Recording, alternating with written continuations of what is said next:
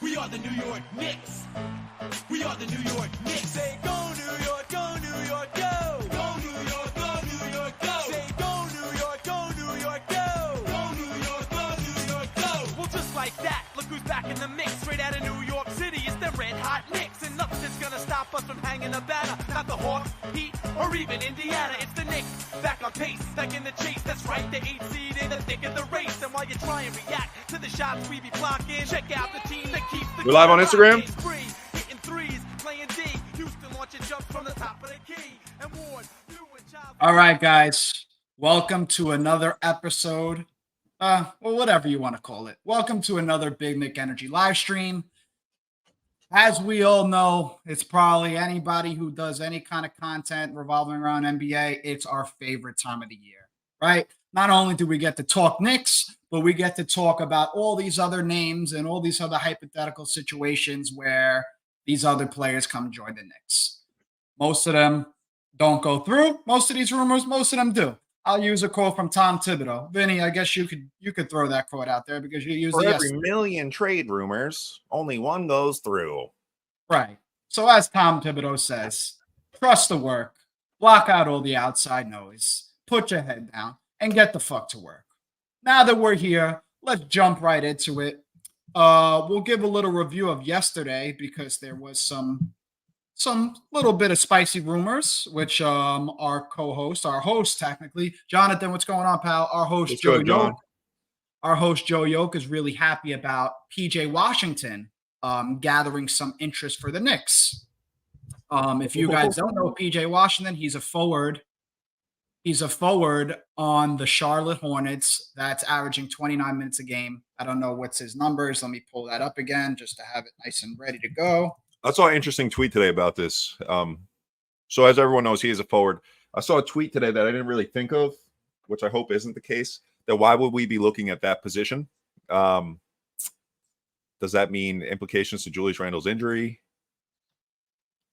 See, that's where it gets tricky. Like, we heard the news of Randle's dislocation and his evaluation time, but there's still some time in between his evaluation time and right now to where there's a possibility this dude might have surgery. Who knows? So we'll find out in what? It's been a week. We'll find out in 2 weeks. So, right, sure. Actually, I don't know exactly when we'll find out, but we'll find out soon enough. He's being reevaluated. So a week ago, he said it's being reevaluated 2 to 3 weeks. So we could hear something next week. Could hear something the week after that. All right. So for the Knicks to be even looking at that position, it could tell you two things. It could tell you the Randle's injury is more serious than we actually thought, or it just could possibly tell us that maybe Randle needs a little break sometimes during the games. Give him can PJ Washington spare him 8 to 12 minutes? Of course. Well, you know what else, and you know what else it could say? It could say, like, let's say Julius decides I'm playing through this, and something else happens. It tweaks it. Now you got a backup plan.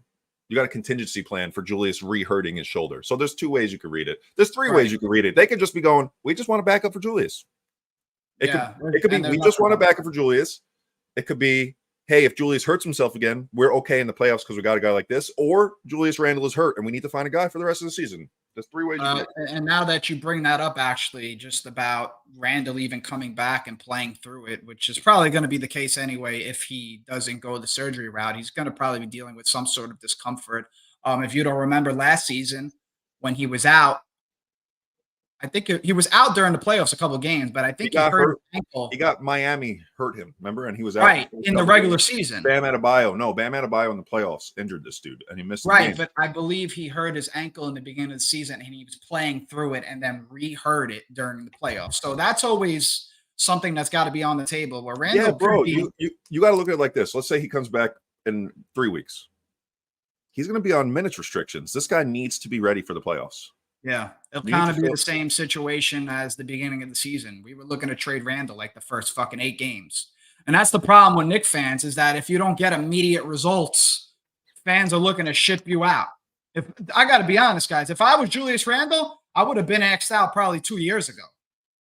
Yeah, God bless. Yo, for real, people don't realize that this guy's like chose to stay. Like he could have been like, I don't fuck with you guys no more. I don't fuck with fans. Like, no, I'm out. And he didn't. And you know, he talks he talks about like his own character, like in a bunch of interviews in the off season where he's like, New York kind of made me. It kind of just made me like strong minded. It just kind of brought me to a place that I never thought I'd be. He's very resilient. So that's the one thing that Hey, and Kendra posted a photo of them together, no sling on the shoulder. He was at that Metropolitan whatever to see Anthony play. The people over there said that he was moving fine. So yeah, listen, there's more news to I'm going to switch out for Joey so he can hop in while I set everything else up. Go ahead. Bink, bink. So I'm just going to run through PJ Washington's numbers, guys. He's averaging 29 minutes a game. And I believe Yo kind of shortchanged him. Joe, I believe you shortchanged PJ as far as what he gives to the Hornets. He's averaging 29 minutes a game, Joe. Yeah, no, I'm saying if he went to New York, he would be around the 18 to 22 mark. Wow. You think he's going to get that much? Listen, if I'm PJ Washington, why would I go to the Knicks? I mean, if you're traded, you don't really get to pick where you're going, It's not like I guess you're not wrong about that. So let me just run through his numbers quick. There we go. PJ Washington is averaging 29.2 minutes a game. He's averaging 13.8 points. He's shooting 45% from the field, 33% from three, 5 rebounds, 2.2 assists. Not even a steal, not even a block, but he's a bucket. Anytime that the Hornets have played the Knicks, it's either him or Miles Bridges always giving us problems. Here, this guy's last 10 games, right? 1, 2, 3, 4. Hey, just a quick reminder, 7, anybody 8, on 9, Instagram, while Joey's counting that, we cannot see your comments. If you want the comments on stage, please join us over on YouTube or Twitter. His last 11 games, right? So I'm just going to go through the points he got. Sometimes he's not the best defender, so sometimes he literally fouls out of these games and stuff like that. But he's a legit bench player. It's like if he's hot, you want him in. If he's not, you can take him out. 20, 9, 3 12s in a row, which 12 points off your bench is like exactly what you look for from that position. He had a 43-point bomb against Utah. How many minutes? In 35 minutes. So that's what I mean. If he's on, you can keep him out there, right? 16 against the Knicks, 26 against Chicago, only 5 against OKC, and he only played 26 minutes. So it's like, hey, you didn't have it. We're not playing you as much. 22 against Indiana and 15 against the Lakers. And literally, it's like if you went through all the percentages, like half the games he shoots over 45, half the games he shoots under 35. And it's like, you shoot under 35, you're out. You shoot over 45, you're good. Joe, what's the deal for PJ Washington looking like? What would we have to do with that? Here, let me I'll try to filibuster and look up the trade machine while we're actually talking about that. I think he has 2 more years on his contract after this year because he signed a 3-year deal in the offseason. I don't know if the last year is team option, player option, any of that stuff, so I'd have to look it up. I'm on Sport Track as we speak right now, so I got it already. 3-year deal, fully guaranteed. All 3 years are guaranteed. No player option, no team option the last year. He's making almost $17 million, and it's de-escalating, which is, it's Leon Rose's forte to get that de-escalating. He's making almost 17 this year. He makes 15.5 next year. He makes 14.1 the last year, and he's turning 25. He just turned 25 in December or January or something like that. When's his contract run out? It's 2 more years after this. So after the 2026, when he's going to be a 28-year-old in 2026. So this dude has a good contract for his own career, What's right? His height, Joe? 6'9". He's a power forward. He's like a swing power forward type guy. He started in the league. He's played off the bench in the league. He's mostly been on the Hornets. He might have been on the Hornets his whole career. Yeah, he's been on the Hornets. Yeah, so it's like, yeah, he was drafted in Charlotte. He's been there all 5 years. Like his points have never been below 10 or above 16. He's shot around 36% from 3 his whole career. This year is actually his worst year so far. He's at 33.3%. And dude, I mean, I remember telling you guys, and like I said yesterday, anyone that wants to go back and like look at our August, September pods before the season started, especially after they dealt Obi, I was like, yo, PJ Washington's my dude, man. That's the perfect 20, 24 minute per game backup. He's 6'7". He's 6'7". He's listed as a power forward, but I mean, he shoots threes. Let me look up his wingspan super quick. It's like, I don't really, as you know, me and Ans don't really watch anything but Knicks. So he's 6'7" with a 7'2" wingspan, which I actually am amazed he doesn't have good defensive skills. He's like his positioning and hips and like he gets back cut a lot, but like you give Thibs another 6'7", 7'2" wingspan guy, he'll figure it out. You know what I mean? Like, and again, this dude is a bucket. He's a walking bucket. He just gets no accolades or no play.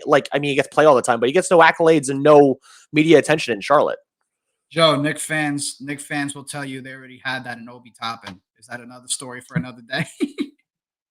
I don't think Obi Toppin and Thibs were ever going to truly get to where they want to be. And dude, to a lesser extent, quickly, right? It's Thibs saw Obi Toppin only as a 4. You're stuck behind this all-star. We didn't know he was going to be an all-star, but he's an all-star, and now you're stuck behind him. Yo, put yourself in RJ Obi Toppin's shoes. It might even go to Cam Reddish. Now that might be going to Grimes in 2 days, honestly. Okay, all right. We'll put Grimes in that conversation. How do these players, specifically the ones that are not on the team anymore that I named, what do you think their perception is now of Tom Thibodeau, now that they've seen another coach, played for another team, played for another culture? How do you see them viewing Tom Thibodeau now that they're on the outside looking in? I don't think Cam Reddish sees Thibs very lightly. Get Cam out of the way first and foremost. So the other 4 guys, RJ, I'm not even going to out Grimes yet. He's still there. RJ, Obi, IQ. I think RJ first and foremost got as many opportunities as possible. He was a starter from day one. It just so happens that over years of trial and error, square peg, round hole, whether you think RJ was the square peg and the Knicks were the round hole, or Julius Randle's the square peg and RJ's place in the team is a round hole. They just, one way or another, those 2 guys and the Knicks as a whole did not fit together. And RJ, younger, had more value, easier to trade, had more value relative to his skill set versus ever dealing Julius Randle. We're always this dude's a multi-time all-star, but for some reason he wouldn't get more than 2 first-round picks in the open market. You just hang on to that guy because you don't have a good deal for him. So I think RJ looks at his time he probably had a lot of opportunity. He knows that the Knicks weren't Thibs, the Knicks, Randall's fit. It wasn't the best spot for him. He's now in his hometown. He's literally born and raised in Toronto, Canadian, just played for FIBA, helps them get their first ever medal in FIBA. And now he gets to be the pride and joy in Toronto. And anyone that's been following the Raptors games since he got there, they're losing. He's scoring a lot. And he's actually been better than Scotty Barnes in a lot of those games, which if you're Toronto, you want to lose. You want to keep that top 6 pick because if it's 7th or worse, you lose it because of the Jakob Poeltl trade last year. So you're trying to tank. RJ is doing great for you, and you get to keep resting him. He's out here and there. And then you get to be oh, damn, this 23-year-old is out playing the 22-year-old who we think is our superstar. And Scotty Barnes has more playmaking, point guard skills. I think it's overrated from a Toronto standpoint, but they believe it, and he shows it a little bit, and he's 22. He has more point guard and wing skills than Julius Randle did or does. So that way their fit can work better together. Quickly. Let's get to some of these comments. Go ahead. I'll let you read a few. I got when you're done with that, I got a new so-called rumor that I want to talk about. You know who it is. Hey, I'll make these. You asked about all 3. I'll make Quickly and Obi be way faster. RJ I just wanted to say the most about. Okay, go ahead. Quickly was a 6-man. He knew he was pigeonholed into that. He thinks he can outperform it. He's actually played poorly for Toronto more often than not. He's had a couple games where he's 3 for 10, 3 for 11, getting his assists up, but they're losing by 20. Again, whether the fit's there or not, whether he's being used correctly or not, they're not doing great. But he has a chance to start. He still has a chance to get a bag from either Toronto and San Antonio in the offseason. He'll be fine. And he said he loved his time in New York, so you can't really ask for more than that. And then Obi, who's from New York, just happened to be drafted the year that Julius Randle figured out how to play basketball really, really, really well. And now he's literally stuck behind Pascal Siakam, and he had gotten benched for Jalen Smith prior to that. So it's I think Obi is getting more of a realization of who he actually is in the NBA versus who he sees himself in the NBA. Sometimes, Joe, the thing about the NBA is, and I don't know if a lot of people feel the same way as me, is that all these players throughout their whole careers, right, since they started playing basketball, they were the fucking man. Yeah. On every team they played for.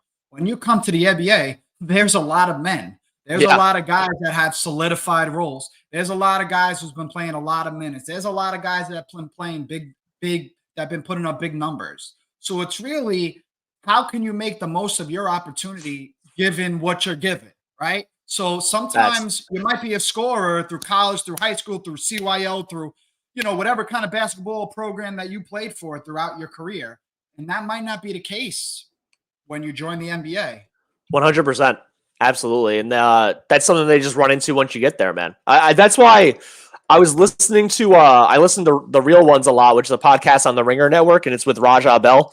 And obviously Raja Bell, when he was here, he almost made the finals with the Suns. They never got over the top, but he was part of the 8 seconds or less Suns teams, being their defensive stopper more or less. He's played overseas. He's played in Europe. He might have even played in China for a year. And they talk about it all the time, how these European guys, guys from Europe, they're playing pro at 14, 15, 16. They're playing with professionals, 30-year-old professionals at 16 years old. And they come in with such great fundamentals. And in America, the AAU style of basketball is we give the ball to our best player and let him cook. We're not worried nearly as much about plays. We're not worried nearly as much as teaching guys how to cut, defend. And that's why guys like Nikola Jokic and Luka Doncic and Giannis Antetokounmpo come in. And they're more willing to work in a basketball sense because they've been trained. In Europe, you practice 5-6 days a week and you play a game or two. In America, you play 4 days a week, and play is way harder than practice. So you barely practice at all. So it just becomes a time where it's those guys that were in AAU, they were the best. And then they didn't get to practice nearly as much. And they didn't actually get to the point where they need to be to show how to be a part of a team. It takes years of being in NCAA or NBA to get there. Thank you, Kelly O'Leary, for the 99-cent super chat. Much appreciated. Again, anyone on Instagram, make sure you come over to YouTube, subscribe over here. We'll be able to see your comments way easier. And anyone that can, hit the like button. Please subscribe if you haven't already. We'll get to some of these comments now. Joe, I got something for you. So this came out today. This is not saying that the Knicks actually did this. It's, all right. So there was an article by Sam Quinn. It says Sam Quinn suggested that the Knicks could express interest in San Antonio Spurs forward Keldon Johnson in a deadline primer. He seems like a possible Knicks bench scorer solution, especially since he's big enough to play the power forward, unlike most of their targets, Quinn says. The Spurs won't trade Johnson for the sake of trading him, but the fact that he's fallen out of the starting lineup suggests that he's at least available for the right price. Well, then, here, let's let Ange answer this out of the names we know so far. Frank Capaccio says, what would your ideal big move for us be at the deadline? And while Ange says thinks of that, I am going to trade machine it up and see what I can cook up for us. My personal choice for that would be a Keldon Johnson. I never would thought he was available. There's never a name I thought to bring up because he's young, but fuck, man. To me, dude, same here with PJ Washington, man. Up until yesterday, I didn't even think that was a thing. To me, I would like a Keldon Johnson over a PJ Washington. I love his game. The names right now seem to be, I don't want to say there's an order to them, but I think the names that have been prioritized for the organization and the Knicks are Jordan Clarkson. And you got to be closer to the mic. Jordan Clarkson, Bruce Brown. Who else do we got? I guess Keldon Johnson we could put on this list. Bruce Brown, Keldon Johnson. DeJounte Murray's picking up steam again, whether it's Brogdon real or not. is always on this list. Who? Malcolm Brogdon. Yeah. Right. So there's nothing concrete. I've seen, me personally, correct me if I'm wrong, I've seen more Bruce Brown than anything else, but I'm really intrigued by the addition of a Jordan Clarkson. And I'm also intrigued by the addition of a PJ Washington, somebody that could spell Randall some minutes. Yep. So on this comment, Bruce Brown is Josh Hart. I bet you Bruce Brown's jumper looks a little better than Josh's does right now, man. Even Josh said it himself that if you've seen the video that we posted, Josh Hart reposted it. He said, my shit is broke. And he was referring to his jumper. Yeah. I had another thought prior to actually commenting on that. I forgot. Oh, the Keldon Johnson thing, by the way, he fits right into the Evan Fournier. He makes $20 million, so it's right in the Evan Fournier $18 million thing. The only thing is that I guarantee you the Spurs would want Quentin Grimes the same way the Raptors wanted RJ and IQ more than they wanted picks. The Spurs are still a young tanking team. Keldon Johnson is making $20 million a year now. Grimes is still on his rookie scale contract until the end of next year. And he's 2 years younger, so he just helps reset their value and market a little bit. I guarantee you they're not making that trade for just 48 picks. That's the only problem with that. Yeah, but you know what? There's another thing that I think we haven't spoke about, who somebody made a comment about it. I just want to bring it back to our attention. Jorge Carino, correct me if I'm wrong, from YouTube, he said PJ can relieve OG as well. So that's another thing that we have to think about with any kind of addition. Look, OG's been out the past 4 games. This game's going to be 5 games. Yeah. Okay? So OG's injury history is kind of it's kind of up He and plays down. around 60 games a year. He doesn't ever play the full with season. that being said, remember, all right, so in the beginning of the stream, Joe, I don't know if you heard, but we were talking about the 3 scenarios where why they would want PJ, whether it's Julius Randle's injury is more serious than we thought. B, Julius is going to need some resting time, and we can't have him retweak that, so we need a guy to take those minutes till we get to the playoffs. Or the third option is they really just want to back up power forward.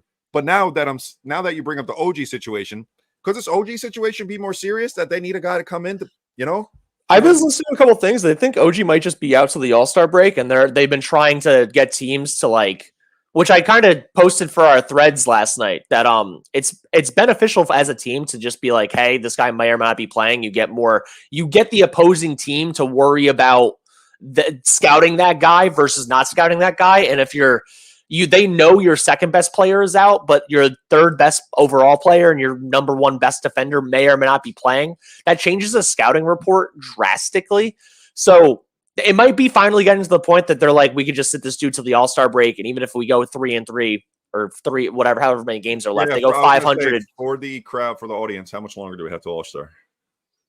If you're looking at the Knicks schedule, it's up until the Orlando game, I believe, is the last one. Joe, So what's likely your scenario? The ones that Vinny kind of broke down. Do you think they look at these players as additions to spell Julius Randle's minutes just to get another power forward, or is the Randle injury more serious than what we know? Or is the OG injury more serious than we know? Like this, correct. I really think even if OG misses the next 5 games for the All-Star break, it's more precautionary than it is like he has a real elbow tendonitis issue. Thank you to all 60 viewers in the chat right now. I know we got some on Instagram, so if you are on Instagram, please come on over to YouTube so we can share your comments on the screen. Yeah, we know this is lunchtime for a lot of people. Thank you for tuning in for us during a lunch break or anything like that. It's really awesome and appreciated, whether you're taking lunch from work, school, or anything else you're doing in life. Make sure to hit that thumbs up, subscribe, and all that good stuff. Joey, what's that nice little shirt you're wearing there, by the way, buddy? It's very New York, buddy. Where can they find that? It is at bignickenergy.com, which I believe is in the corner over Angelo's hat. Vin, do you know what else they can find, which I'm sure you've shown a million times? I'm so excited. It finally came in the mail for you. Joe, you got it? I got it. How is it? It's big. This is a giant flag. This is a really, really big flag. I don't even know. I can't even see the screen right now, so I don't know how much it fits on there. Little fun fact about that flag, crowd. I'm gonna do the whole and his thing like fiance this. use that as a blanket. That's how big it is. We don't do that. We own a house. We can afford real blankets. But this is still an awesome flag. If we had a flagpole, it would be right below the flag. Would that be the American flag? Would people think we were racist when we put up the American flag? I don't know, but the Big Nick Energy one would definitely be up there. Joey, how'd you get that flag so wrinkled so fast, bro? What are you doing with that thing? I'm fucking wiping my ass with it, man. What do you mean? That is really good toilet paper. All right, let's get to some good for everything. Here. Carlos from YouTube asks, would they go after Chris Paul if Golden State waives him? I think Chris Paul is primed to be like a Miami Heat or a Boston Celtic or something like that. Yeah, but Joe, we were on his radar. Remember his last year in Phoenix, or one of the years in Phoenix, or was it before Phoenix? Then I'm going back a little. Dude, he's almost as old as LeBron. I don't want Chris Paul. You don't want Chris Paul, not even as a buyout option. I don't. Well, again, you want Kyle Lowry too, and I don't want Kyle Lowry. So it's like it kind of falls into the same. I don't want Kyle Lowry. Mindset. I'm just saying I wouldn't be mad if he's the last option and we didn't as like a buyout and we didn't get a trade. Yeah, correct. Go ahead, Joe. Quick, I'm gonna address the chat. We did our LeBron shit yesterday. We're not touching it again. Listen to the whole thing yesterday. We literally went on for almost 2 hours. LeBron situations, Henry. All due respect, go listen to yesterday's stream. We posted. We literally made up a trade. Julius Randle, Evan Fournier, and 3 first-round picks. And then, honestly, if you looked up online, LeBron is still worth 4 to 5 first-round picks, and there's no shot that would ever happen. My bad. I was just going to go in order real quick. Can we get Clarkson and Olynyk? If not, what's the most realistic trade for us? They definitely could get Clarkson and Olynyk. I don't know if they'd be able to get them both. I do think Danny Ainge is probably going to get the most value for any of those guys, sending them out individually. But I still think the most likely scenarios are Brogdon or Brown. And just correct me if I'm wrong on that. I'm sorry, I misheard. I didn't hear you, Joe. What'd you say? A on Twitter says, can we get Clarkson and Olynyk? If not, what's the most realistic trade for us? And I said that they could probably get either one of those guys. I don't think Danny Ainge would send them both in the same trade because he wants to maximize his value elsewhere. So Joe, Tony Jones from The Athletic, covers the Utah Jazz this morning. Or I'm sorry, yesterday he had an article and it said that, and I'm pretty sure this is not new Oh, hold on a news. second. My dog stole a BKE hat. Okay, go ahead. I'll Even just the keep animals chatting. like our merch, man. Tony Jones at The Athletic, he covers the Utah Jazz. He came out with a report that said Jordan Clarkson would love to join the Knicks. I don't know Man, if it's since when all these players would love to come to the Knicks? Since Brunson? Well, Like, come on. you know what? I don't It's buy just that. nice. I don't want to just reflect back on all the times where I play, like all these years where we didn't have all these players wanting to join the Knicks. I'm just fucking stoked that we're finally at the point that whatever kind of addition we make, right? It's probably going to be like an immediate impact player. So to me, you get a guy like a Jordan Clarkson, like a Bruce Brown. I'm going to compare it to two trade acquisitions that the Knicks kind of made. I remember when the Knicks when they signed J.R. Smith midseason, when he came from China to the Knicks. And I remember that game. He played against the Dallas Mavericks. I remember the haircut he had and everything. It was from a famous movie. I'm not sure what the movie is, but I believe it was Tupac. Yo, you remember when he came in and we were like, "What's up with his hair? What's he doing?" He had like that hair was fine. That shit was fine. up. No, it wasn't that way. It was just across here. Yeah. It was like that. It's from a famous movie. So I compare like a Jordan Clarkson edition to that, and or I can compare it to like a Josh Hart edition. Just an immediate impact player. So any kind of player that we get, it looks like it's going to take us kind of to the next level. Correct me if I'm wrong. But this is where I'm sitting though. I don't want a Bruce Brown to say he wants to play for the Knicks. I don't want a Jordan Clarkson. One of these superstars going to bite the bullet. Why didn't Spider last year step to the fucking play and go, "I want to play for the Knicks. I would love to play for the Knicks." Like, okay, role players is sweet. Like, yeah, so I think the Spider situation was just him just being a good stand-up NBA player. He didn't want to be, I guess Donovan Mitchell kind of didn't want to be that guy to be like, I want to go to the Knicks and the Knicks only. You kind of just get like a bad rap around the NBA with that. Like James Harden, how many times and how many teams has he asked to be with or asked out? okay, You know, but in that same sense, yeah, but that can't be the real life situation though, because you look at Damian Lillard was like, these are the only places I want to go, and he's still beloved. So like, there's a way to do it. Yeah, but Damian Lillard only left one team. Like James Harden left a bunch of different teams. So I'm just saying Donovan Mitchell definitely could have said, I want to be traded to the Knicks and the Knicks only. I just don't think he wanted to hear the backlash of just asking to play for one Guys, team. I think you're missing like a very important part of why that doesn't work anymore. And like, there is one player in the whole NBA that has a no trade clause. Oh, hold on. Give me a second. I wasn't even doing it. Who is it? It's Bradley Beal. Bradley Beal is the only dude. I wasn't doing it as like a guess the guy kind of thing. I was just doing it to make a point. Bradley Beal is the only player that has a no trade clause. Where did Damian Lillard did not want to go to the Bucks in the offseason? Where did he ask to go? Now I am asking you the question. Miami. Exactly. He wanted to go to Miami. Did he go to Miami? No. They literally, Portland was like, we're not sending you to the one place you want. You gave us no leverage. Like, by saying you only want to go to this team, you're not doing us any favors. And we thought we were your guys. Like, the city loves you. Like, give us three teams so we can get the best offer out of a couple of these guys. And then there you go. He didn't go to Miami. Like, But Kevin Joe, Durant. there is a level of this that gets difficult when you have a player, agent, and teams talking. So you can have your agent like kind of sabotaging other places to go and calling these places and go, he's not going to play for you. You know, so there's levels. That guy got fined. Remember, the NBA literally came at that but dude. there's levels to this shit, you know? Yeah, Yeah. that's why also Pascal Siakam, we don't know if he wanted to go to the Pacers, right? I mean, Pascal said over and over again he wanted to be re-signed by Toronto. Right. Yeah, it was very surprising that they moved him.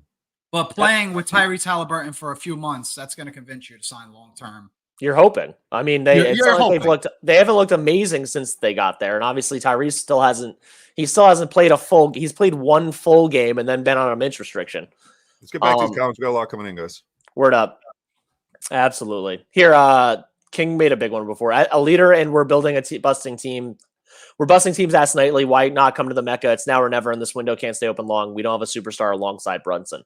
It's not we have championship aspirations now. I think Can I start this one with a preface before you go into like the straight data? Yeah, go ahead. I think I said in the last stream, New York is the only team, and New York fans are the only fandom that will have an all NBA player 2 years in a row, have the guy make 3 All-Stars underneath Tom Thibodeau on the Knicks roster, and say we don't have another superstar. We're the only fan base on earth that will do that. Think about it. We have 2. It's all about the playoffs. It's all about the playoffs. That's it. It's all about the postseason. Literally nothing else matters. So negative, like we'll know the facts that this guy was injured through the playoffs. We know the straight data. We knew the guy got surgery, and we're still going, this guy sucks in the playoffs. Like we're the only fan base that'll do that. And that's what I don't like. So Ben, none of the 3 of us were like big none of us would identify as RJ stans. None of us were ever like real RJ believers. There are people that loved and wanted RJ Barrett to be the second guy or the first guy. They wanted that above all costs. And it wasn't hard to see that RJ and Randall didn't fit. So therefore, Randall blocking him from being the best version of himself he could be and sucking in the postseason gave people an out and thumbs down. You can never forget that. They gave him an out to always hate him. And the only way to get over it, this dude could be Wilt Chamberlain during the regular season. I know where you're going with It's win postseason series. Yeah. It's score 25. Okay, but you got 25, 10, and 4 in the regular season. Do it in the postseason. Rewind. Because everything you just said about RJ Barrett was false. We just seen this guy, RJ Barrett, go to Toronto, put up pretty much the same numbers. No, dude, he's doing better. That's the thing. He's getting better numbers. He's getting more open looks, and they're losing. Not winning. They're right. Right? And we've seen Randall get nothing but better. Right? So who held back who in this situation? I'm going to go ahead and say we gave RJ Barrett 4.5 years to turn into an all-star. And the reason we didn't make any big moves early with Julius Randle is because this was our budding all-star that we didn't need to get anybody. We drafted him, right? So fuck it. We're not going to draft a star. RJ Barrett's going to be him. And then that time comes and he just doesn't turn into him. And that's Randall's fault. And when he has ultra green light, no. I just also just want to just say, like, right now with one more addition, guys, the Knicks could, I've said this before, I'll say it again. The Knicks could, in a few months, be Eastern Conference champs. It's very realistic. We're not that far off. We're right fucking there. We don't need to be. How do we get to this point about RJ though? We don't. You asked why Randall doesn't get respect, and I think that's the direct cause. No, the original topic was New York is the only fan base that will have a guy possibly going 3 all-time NBA, 2-time All-Star, 3-time All-Star, and he's not good enough. We're the only fan base. But if the Boston Celtics 2 guys are in there, they're the best on earth, but not ours. That's where have the Boston Celtics guys been? They both made the finals together before the age of 25. Yes. Okay, so any other roster that's got 2 stars, they're not getting the same ridicules, Julius Randle and Jalen Brunson. Any other? I mean, Jalen Brunson was disrespected the whole time. Is there any other pair of all-stars from another team? I need to. This needs to be a topic we talk about. Yeah, the Celtics. What else? Who else has the 2 Bucks? All-stars? Okay. I think both the Lakers guys made it again. Is anybody looking at Dame and Giannis like one of them are shit, or are they both really good? Dame is loved like league wide. All right, so let's go. And Giannis already won a title. All you're doing is pushing the goalpost. So what's the next one? What's the next? Ben, if you want Julius Randle to get loved and respected, he has to be the best or second best player in the playoffs. The hard stop. That's it. There's no goalpost moving. There's no nothing. That is it. So there's no leverage there. There's no wiggle room to say this motherfucker was injured. And we know he was. To most of his haters, absolutely not. It doesn't matter. If you're able to play, you're playing. You should play to your best. That's what the thought process is. And maybe he was playing to his best with that injury. Maybe he was really hurt. Then he should have sat out, and then he would have less hate, or he would be hated still for sitting out. Exactly. There's no exactly. There's no way to do it. Let's go back to the trade stuff. Here, Reese Anderson goes. Can we just get Dejounte Murray already? He said, "Take a cortisone shot." Yeah, exactly, dude. See, we I mean, he's right. Here, real quick, can we just get Dejounte Murray already? We ain't beating the Celtics with an injured Randall and OJ. I really think, guys. I know the Knicks haven't treated the OG thing in a way that I just said OJ. That's really funny. The OG thing in a way that like makes people want to like have faith or trust in his health or thing. I'm telling you that I feel like he would be fine if this was the playoffs and they're just being overly precautious, whether it's the medical staff, the front office, the Knicks are about OG. Okay, OG. I thought you were talking about Julius. No, about OJ. And like if he sits out to the play or to the All-Star break or not, which is 5 more games, the Knicks go 2-3, 3-2, whatever. Like they're still fine. And then this dude is in 100% health. And Thibs wants to play him 40 minutes a game. So you got to make sure he's okay. Protect him from Thibs. But to Dejounte Murray, why do you guys think no team has given the Hawks 2 first-round picks yet? Do you think they're holding out till the trade deadline? Do you think no team has actually offered them that? Like, what is your guys' take on why Dejounte Murray's still there? I think they have so many options, and they're like, we're going to pick one eventually. We're going to feel this out, see what we could get, give and take. I think they're just looking at all these trade options right now. When you play NBA 2K and you're simming the season, it's like trade option. Yeah, and that gives you 3 or whatever. Happening. Yeah, that's what's happening to them. I think this is like Landry Field's first real go around with trying to build something that's serious, and it kind of was serious. That's why they got Dejounte Murray, but it obviously didn't work out. I think exactly what Vinny says. I think they're going to go up to the trade deadline. He's going to just survey the whole league until he finds the best deal possible. Because at this point, right, Dejounte and Trey didn't work. So if the next move doesn't work with Trey, the next person to X out is now going to be Trae Young. And I'm shocked that they're moving DeJounte instead of Trey. I personally would move Trey. By the way, we got a $5 super chat. Thank you. Knicks are going to the finals. I don't give a fuck. Nice. Thank you for this. Thank you for the super chat. It made it sound like you don't give a fuck about the super chat. I don't give a fuck. The Knicks are going to the finals. Thank you for the super too chat. many dopes. Donald goes, too many dope Stephen A. Smith type fans preaching nonsense. It's true. And Reese goes, not OJ. No, it's headline sports coverage. That's what Twitter is. It's like, I'm not going to read this. I'm just going to go off the clickbait. I don't know how many other Knicks podcasts or Knicks people you guys everyone listens to here, but like, do you know how many different people have said OB instead of OG? Am I the first one that said OJ instead? No, I said it on the day we picked him up in a space. I was like, oh, Joe, you're sick, bro. That's mad funny. As long as he doesn't drive a white Bronco, man, we're probably fine. The Broncos really back now because OJ Simpson. Like, did you see the new Broncos? Dude, they're making them like Jeeps, dude. They're nice cars. They are ridiculously expensive. The lease is like $800-900 a month, and it's like a $45,000 car. Anyway, does it come with gloves in the glove compartment? No gloves. White gloves. Autographed? White gloves. Autographed? That'd be wild. Carlos, do you think players fake injuries to be being traded around this time? Carlos, I don't know if you talked. We talked about it on the post game. Me and Mill a couple nights ago. The Lakers Knicks post game. Zach LaVine getting ankle surgery, like when he was in rumors to go to the Detroit Pistons, like you guys can't tell me that wasn't like a clutch, like, dude, you need surgery, just stop playing. Please God, no. Joe, isn't it insane how Zach LaVine, we're going to get to that super chat right away. Zach LaVine was like looked at as one of the prize prospects last year at the trade deadline. Look at him now. He had no value in the league due to his injury history. He's been hurt all year. Dude was getting interest from the Detroit Pistons. So, yeah, you might be right. He probably could have fought through that injury and rehabbed it. But shit, when you get fucking interest from the Detroit Pistons, you go get surgery. You go get surgery. Oh my God, dude. Monty Williams, man. I hope him being the most paid coach in the NBA is worth it because take the super chat, Joe. Reese Anderson, thank you, man. 499 super chat. Then who are we waiting for? A 40-year-old LeBron next year? Definitely not. Do you want a short backcourt with Jalen and Spider? We have tons of picks. Let me touch. Yeah, so, guys, 2 summers ago, Knick fans were basically on their hands and knees. Knick fans were just desperate. And I mean desperate to add Donovan Mitchell to this team. Bro, we were desperate to add any star at that point. 2 years later, just 2 years later, it almost looks like we might not even need Donovan Mitchell. Dante DiVincenzo might be the perfect fit next to Jalen Brunson. And I'm not saying that because of the whole Villanova-Knicks connection. It's obvious. It's obvious as can be. Yo, everybody's watching Dante DiVincenzo beat Klay Thompson. Like, we're good. Like, Dante DiVincenzo, for the price that we paid for him and the production that he is putting out there. Yes. You can't ask for anything more. We are now officially beyond the Spider rumors. Currently, could that change? Absolutely. Absolutely. And do you throw Dante in a package next year for Spider? Right now, I'm not throwing Dante for anything, but this is how the NBA works. 1 week you want to trade somebody, the next week you want to keep them. Let's get to the next super chat.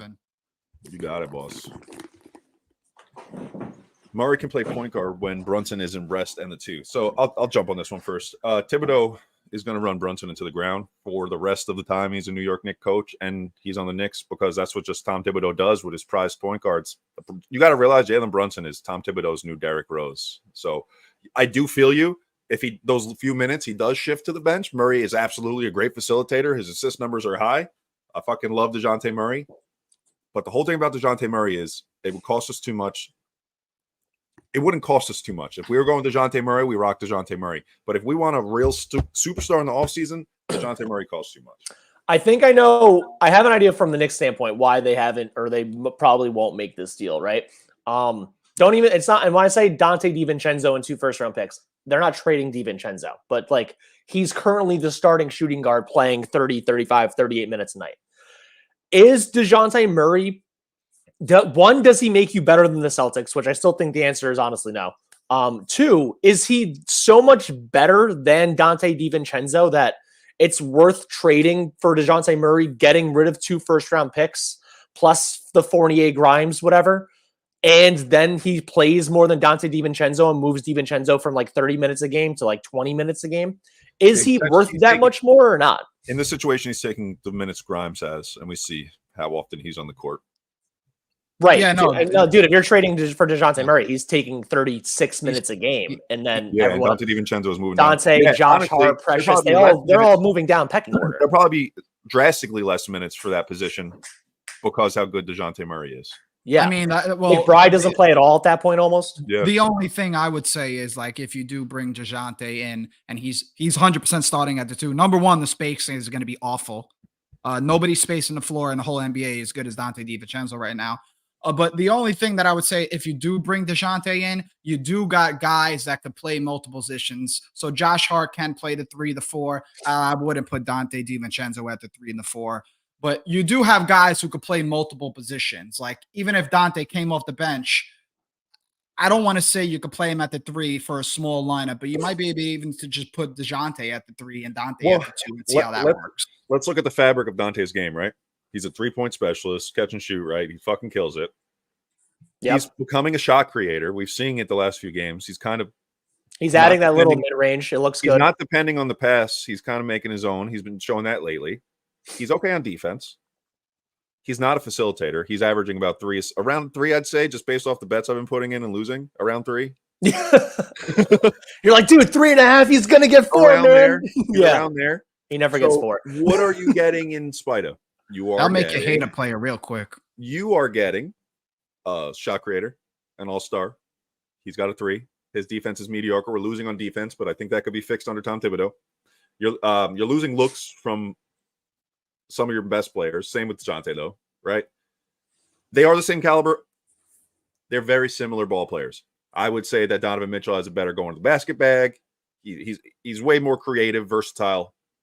I think, obviously, it would be foolish to say you keep Dante over Spida. That would be, like, absolutely foolish. You're putting a guy that's down here compared to up here on the ranks.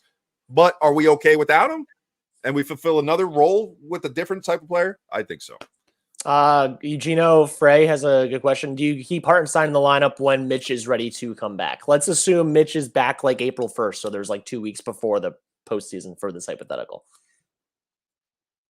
I'll start this. Yeah, I mean, Hartenstein, from the looks of it, even right now, even prior, even we've had some little bits and pieces of it last year. It seems to be that the offense flows way differently with Isaiah Hartenstein at the helm. And I think not only did it take Hartenstein just as much time for him to get acclimated into what Thibs likes and what Thibs wants and what Thibs prefers, but I think there was an adjustment period for Isaiah Hartenstein from what he was doing before the Knicks and what Thibodeau was offering him and how he wanted to play him. I think they're at a good point to where Thibs finally realizes that you could kind of play through Isaiah Hartenstein while JB, when the team's fully healthy, I'm sure one of JB or Randall will be on the court at the same time. But you could play through Isaiah Hartenstein for 5, 6, 7, 8 minutes a game, and the team's offense will flow just as good. So Isaiah Hartenstein, to me, is not only the starter when Mitchell comes back, but long-term, and I'm talking long-term within the next 3 to 4 years, I could see Isaiah Hartenstein being one of the top 10, 15 centers in the NBA and him being on the Knicks. We got to jump to these super chats, fellas. Word up. Anyone that's on Instagram, make sure to come over to YouTube if you can. We can't really see your messages or anything over there. We have 76, 77 in the chat right now. We're only at 21 likes, though, on YouTube. If you guys could press that like button, share this anywhere. Anyone that's not subscribed, please subscribe. We appreciate any and all support. Thank you for joining us during your lunch break on Tuesday, February 6th. We are 50 hours to the NBA trade deadline, people. And you know who's off until then? This is literally my weekend right now. I'm going to be live a lot for the next couple days. Ooh, Joey's so let's go. We're about to be talking trade nonstop all the time forever. Let's get some likes. Let's get some subs. Joe stream? Not doing that. No. By the way, Knicks Morning Brew, they do great work. I'm pretty sure they're actually doing it. I'm pretty sure they're actually doing a 24-hour on Thursday. I'm not going to I'll be jumping on theirs. I'll do our own stuff like that. I'm not sitting here for 24 hours. That's crazy. He will go nuts. Joey will go nuts. I would literally, my flag wouldn't be on the wall, man. I would have punched it through the wall and slammed my head and broken everything. Okay, listen, guys, shout out to Reese Anderson on YouTube. Hold on, real quick to the chat. I just want to let you know we are going to get to your comments, but we do prioritize the super chats first. So we're not skipping you. We're going to come back to you. Reese Anderson says, if Thibs uses JB as Rose, he's only got 3 years left. That he's talking about what we were talking about earlier. I do, real quick on that. Jalen Brunson, who's not nearly as athletic as prime Derrick Rose, obviously. He still might not be as athletic as Derrick Rose, honestly, but he's definitely not nearly as athletic. He's not leaving the ground nearly as much. And outside of him taking charges, he's way less likely to get crazy catastrophic injuries. So he has 5 years left. He's still done by 31 at this rate. He's not in the air. He's not in the air as much as Derrick Rose. I like that. Hey, Joe, that's my thing with Derrick Rose. Derrick Rose realized too late that his game was like kind of his own demise in a sense early in his career, like reckless play. Just as far as going to the basket, jumping, not worrying about falling or anything like that, just playing how Derrick Rose only knew how to play at that time. Well, I don't know if I would blame him like that. Like, dude, he's like he was 25 and tore his ACL and then hurt his other. Like, the guy was the youngest MVP in NBA history. He was a number one overall pick from being that guy. You don't draft the guy number one overall. He leads you to multiple number one seeds just to lose to LeBron, unfortunately. And then you're like, by the way, if you keep going this way, you're gonna like your career is gonna be over. You don't know that until it happens. Shout out to Reese Anderson. Reese, very generous. Thank you, Reese. Reese, thank you so much for all the support. We appreciate that, brother. He commented, Murray has a mid-range and inside game. Dante doesn't. Yeah, that's the thing. That definitely better finisher. You're 100%. Listen, we are very well aware that Dejounte Murray is a former All-Star and one of the better shooting guards in the league, one of the better defenders in the league on that position. We know what Dejounte Murray is all about. We just don't know how he will fit on the Knicks. Joey, you're at one point, I think you were a proponent of Dejounte Murray to the Knicks all the way. You kind of seem to have wavered.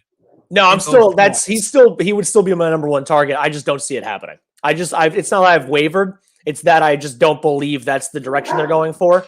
And I'd rather be pleasantly surprised at this point than get my hopes up, go on Twitter spaces or YouTube streams and be like, I can't believe they didn't get Dejounte Murray when the writing's been on the wall for almost a month that they're not getting Dejounte Murray. Well, what a lot of people also have to realize too is like trades aren't like guaranteed that the fit's going to work. We got mad lucky with OG Anunoby fitting in. Like, dude, speaking of which, Dejounte Murray, Trae Young, they made that trade. It doesn't work. Like we got lucky. You guys don't understand how lucky we got.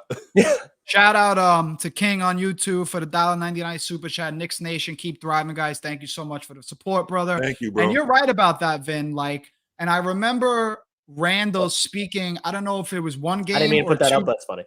I don't know if it was one game or 2 games after the OG trade. What he said was kind of what you said. You do not know how these trades are going to work out in the end. Now, thank God, the last 2 trades, honestly, the last 3 trades, right? The last 3 trades that the Knicks made midseason are Rose, Hart, and OG, correct, Joe? Midseason trades? Yeah, they've basically done one a year, honestly. If you think of it that way, they already did the one. So shout out to the Knicks front office because every move that they have made for the past 3 years, I don't want to say every move because was that 3rd year Kemba? Yeah, Derrick Rose was the first year, and then the second year, I'm pretty sure the second year, did they get Cam midseason? It was Cam, wasn't it? Doesn't it go Rose? Oh, you're Cam, right. You're right. Okay. And OG, and the year they did the Cam trade, that's the year they didn't make the playoffs. 3 for 4, right? Pretty damn good track record. So yeah, like Vinny said, this team was never sure of how things were going to hash out. But they hashed out very well. What's their record since OG? The games that him and Brunson play together, they have one loss. So I mean, even without him, what are we? 3 losses, 4 losses? If I'm not 14 mistaken. and 3, 13 and 3, whatever. like Damn good track record, and I'm happy where we are. Let's get to somebody's comments. Here, I was right here. So Tunav says, sad to say, no more missed free throws. Mitch was a target. He bounds well, but so does our current front. He's talking about Mitch Robinson. He bounds well, but so does our current front line of Hart, Hartenstein, and Achua. I think he was talking about before, like earlier when we were talking about whether Mitch is the starter when he gets back or not. So it's like, and then Eugenio goes, I agree. I would keep Mitch on the bench. Hartenstein has earned it. Can we go back to the previous one, Joe? That one? Vinny's a big Mitch guy. I'm a huge Mitch guy. I got the jersey. Yeah. I'm not pulling it. I got it. I would hate to not be able to wear it again. I got it. It's a jersey. I got the name. It's a bit of so this right here I want to talk about. It's not so often that you have the bigs on your team playing this well. That you have 4 bigs on your team that are doing exactly what they're supposed to do. It doesn't happen. And I think, and I hate to say it, I think even without Isaiah Hartenstein or Mitchell Robinson, we'd be fine because the system that Tom Thibodeau has instilled, any center could fill. That's what I think. If you want a certain kind of defensive anchor center, you could throw anybody there. I don't think that we realized that we had Nerlens Noel at one point basically looking like a fringe all-star. I'm probably over-exaggerating. You are over-exaggerating. He couldn't. But Nerlens Noel was a super important piece to that team during the We Hear Knicks. Anybody remembers the We Hear Knicks? 2 years ago, right? Wasn't that long ago. Ridiculous. If you don't remember it, then you're either really, really young, or if you have amnesia, you should go to your doctor immediately. Yes.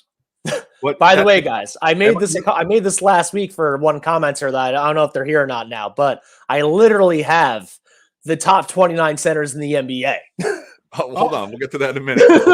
We'll close with that. Okay. Granted, there's 30 teams, so I think I'm missing a couple teams on here, but I have 29 centers. So, do you guys agree there that like almost any defensive anchored mind center could fit in this system? Well, it seems to be that like Thibodeau just requires what he requires isn't a lot from that position. He requires rim protection.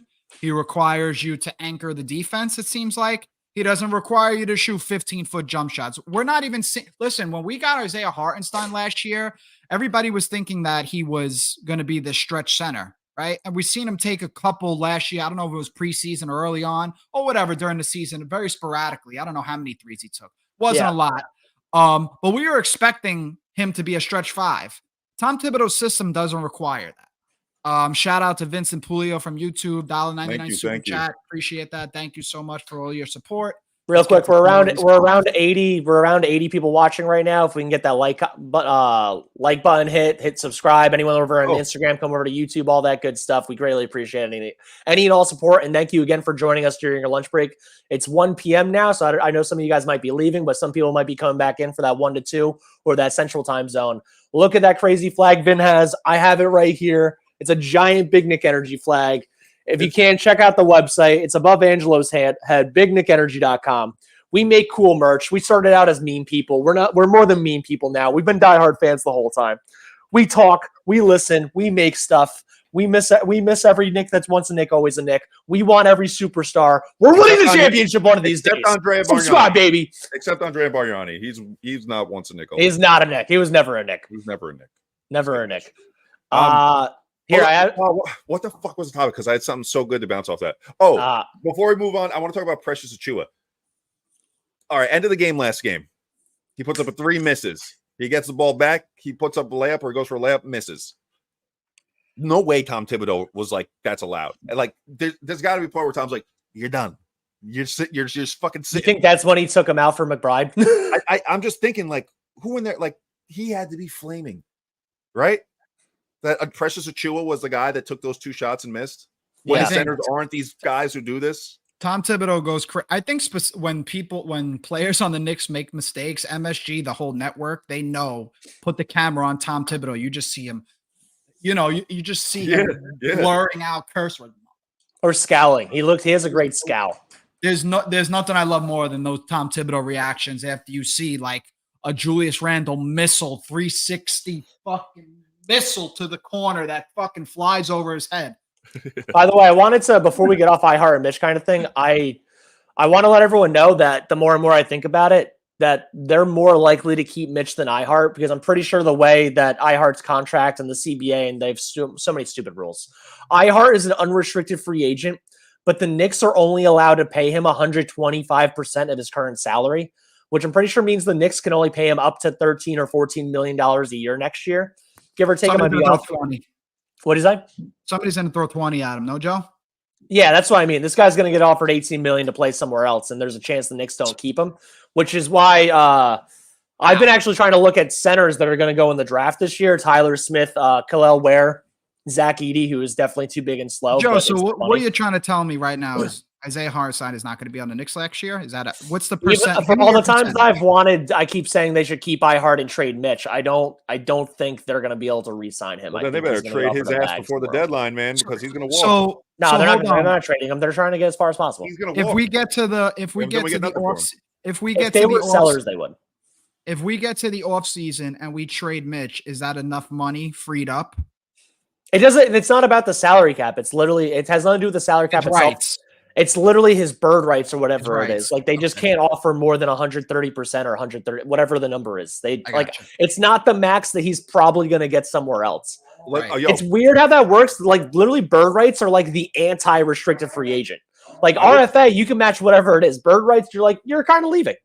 Yo, shout out to Eddie Presti's space last night. I was in there. It was like it was a cap talk. It was him. I don't know who he was with, but they kind of broke down how almost every like big time Knick player took a cut. They didn't get their full value. So, and he was saying how they're all friends. I forget who he was talking to, but I think it was someone legit. How all those guys are friends and they want to play together, and they all did take undervalued contracts to play together. So, who knows, man? That's including Jalen Brunson that we got for $100 million. Even Julius Randle is underpaid, bro. They're both not going to be underpaid in 2 years, though. Mitchell Robinson's underpaid. Mitchell Robinson's not underpaid. The center position, just throughout the whole league, if you're not Jokic or Embiid, you're making between 10 and 20 Fair enough. Speaking of which, I'm not going to do the list. Yeah, I wanted to just ask you guys a couple, because you were like, Vin, you literally said this. You were like, honestly, if you're just a decent center, you're almost interchangeable in Thibs' system. It's like, if the Knicks had Jakob Poeltl or Nick Claxton or Mitchell Robinson or not like Vucevic or like Valanciunas, they're not good enough off defensively, but like, or Jared Allen, it's like, aren't all those guys almost the same thing to Thibs? But like he'll make you play defense, he'll make you rebound, he'll make you pass out, putbacks, and you're not getting shots. It's the same thing for everyone. It's true. We got a super chat in here, Joe. Go ahead, take that. Reese, very generous, man. Thank you so much. I think you might be our highest super chat donator. So thank you, man. Yeah, much obliged, man. Really appreciate it. What do y'all think of Nick Richards from the Hornets? He's a 5. I just don't see them dealing 4 or 5. Yeah. I'm pretty sure he's an unrestricted free agent, which means they could offer him in the offseason. But I think Nick Richards is cool. He's not as good as Mark Williams, who's been hurt for them a lot of the year. My fantasy team would know. But I think he's going to get offered like the 8 to 12 million by someone in the offseason. I think the Knicks would be better off drafting a center, like I said. But I mean, if Nick Richards was on the Knicks or any other team next year as a backup 5, that team is satisfied with their backup 5 slot. The only thing I know about Nick Richards, obviously, I've seen him play throughout the year. He's a Kentucky guy, if I'm not mistaken. Correct, Joe? I believe so. I think he went to Kentucky and Williams went to Duke. All I really know about Nick Richards, besides his subpar play, is that in the summertime, he's always playing at Lifetime Fitness in those little Black Ops runs that Chris Brickley does. And literally, he is on every huge highlight getting smashed on. Dude gets he's not a free agent. He's got 3 years, $15 million contract left. I don't see the Knicks making a trade for him, although that is a great deal for that guy. Yeah. Yeah. You got let's get to this comment here from Noah Butler. Knicks. Noah Butler from YouTube. Shout out for stopping by, brother. We appreciate the love and support. You guys worried about OG? Me personally, I don't know how worried I could be, only because how I'll say this. Okay. So the first game he got injured, I believe he warmed up to test out if he's able to play, right? So my initial thoughts were, okay, if he's testing it out and he's able to just kind of get through warm-ups, maybe it's just like a game or two, right? Yeah.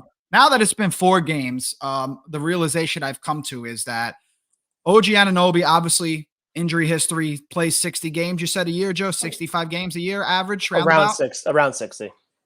OG Anunoby's not going to play unless he's 100%. On top of that, it's his contract year. Do you think OG Anunoby's going to risk further injury to not get 120 plus million? So you're saying it's OG? You think this is on OG doing this? No, I think how it always is you trust the medical, you trust the player, and when OG's ready, but I don't think he's coming back unless he's 100%. He's not going to be Julius Randle and Jalen Brunson. That's not him. I think if he's not back by the Dallas game on Thursday, he's not back till after the All-Star break. Joe, okay. Is he questionable or he's listed out already? He's listed out for tonight. They announced that last night. Him and Grimes are both out again. Yeah. Well, the Grizzlies roster. We got to start worrying about Grimes too, man. Like, this kid's missing games. So they said about Grimes is still a trade chip. I don't know how much that's based on him being hurt versus them being like, I mean, you're 90%, but we don't want to risk you being injured than not being able to trade you. This is what I was thinking. I was thinking that the Knicks are pretty much showcasing some guys for the deadline. That they're having these guys they know are going to provide, like Julius, we're in no rush. Wait the All-Star. OG, we'll make it through these next couple games. We'll be fine. We're at the pace we're going. These are some of the guys we have available. Call us. Grimes is what he is. It's not like he's going to showcase any more. If he was playing, he's not going to showcase any more than what he already does. We kind of know where Grimes stands in terms of his skill set and his value. Listen, I think Grimes is a very valuable player around the league. Correct me if I'm wrong, Joe. He's got to have some sort of value. Catch and shoot. He's going to guard one of your better perimeter players on the floor. He has an ability to – he has a really fast first step. He can finish at the rim. He just hasn't showed it.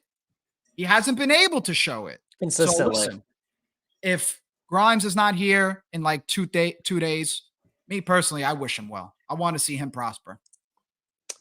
Yeah, I don't disagree with any of that at all. Wow, our Nets haters came in at the same damn time. Dude, I think they're the same person. Our resident Nets haters. What's up, guys? Let's get to some comments above that, though. Donald Demisili. I'm sorry if I'm saying that wrong. Donald DiMichele. Yeah, DiVincenzo. Precious Achua has been bowling out for us. I think it's DiMichele. All right, Precious Achua has been bowling out for us. If we didn't get him in the OG trade, we'd be running 40-year-old Taj. Can we talk about real quick how this dude spells Achua? Achua! He spells it like they're sneezing. Achua! You know how? I'm going to give this to everybody. This is an easy way to remember. It's Achiuwa. That's how it's spelled. Achiuwa. Joe, I'll let you comment on that. That works. I'll let you comment on that, Joe.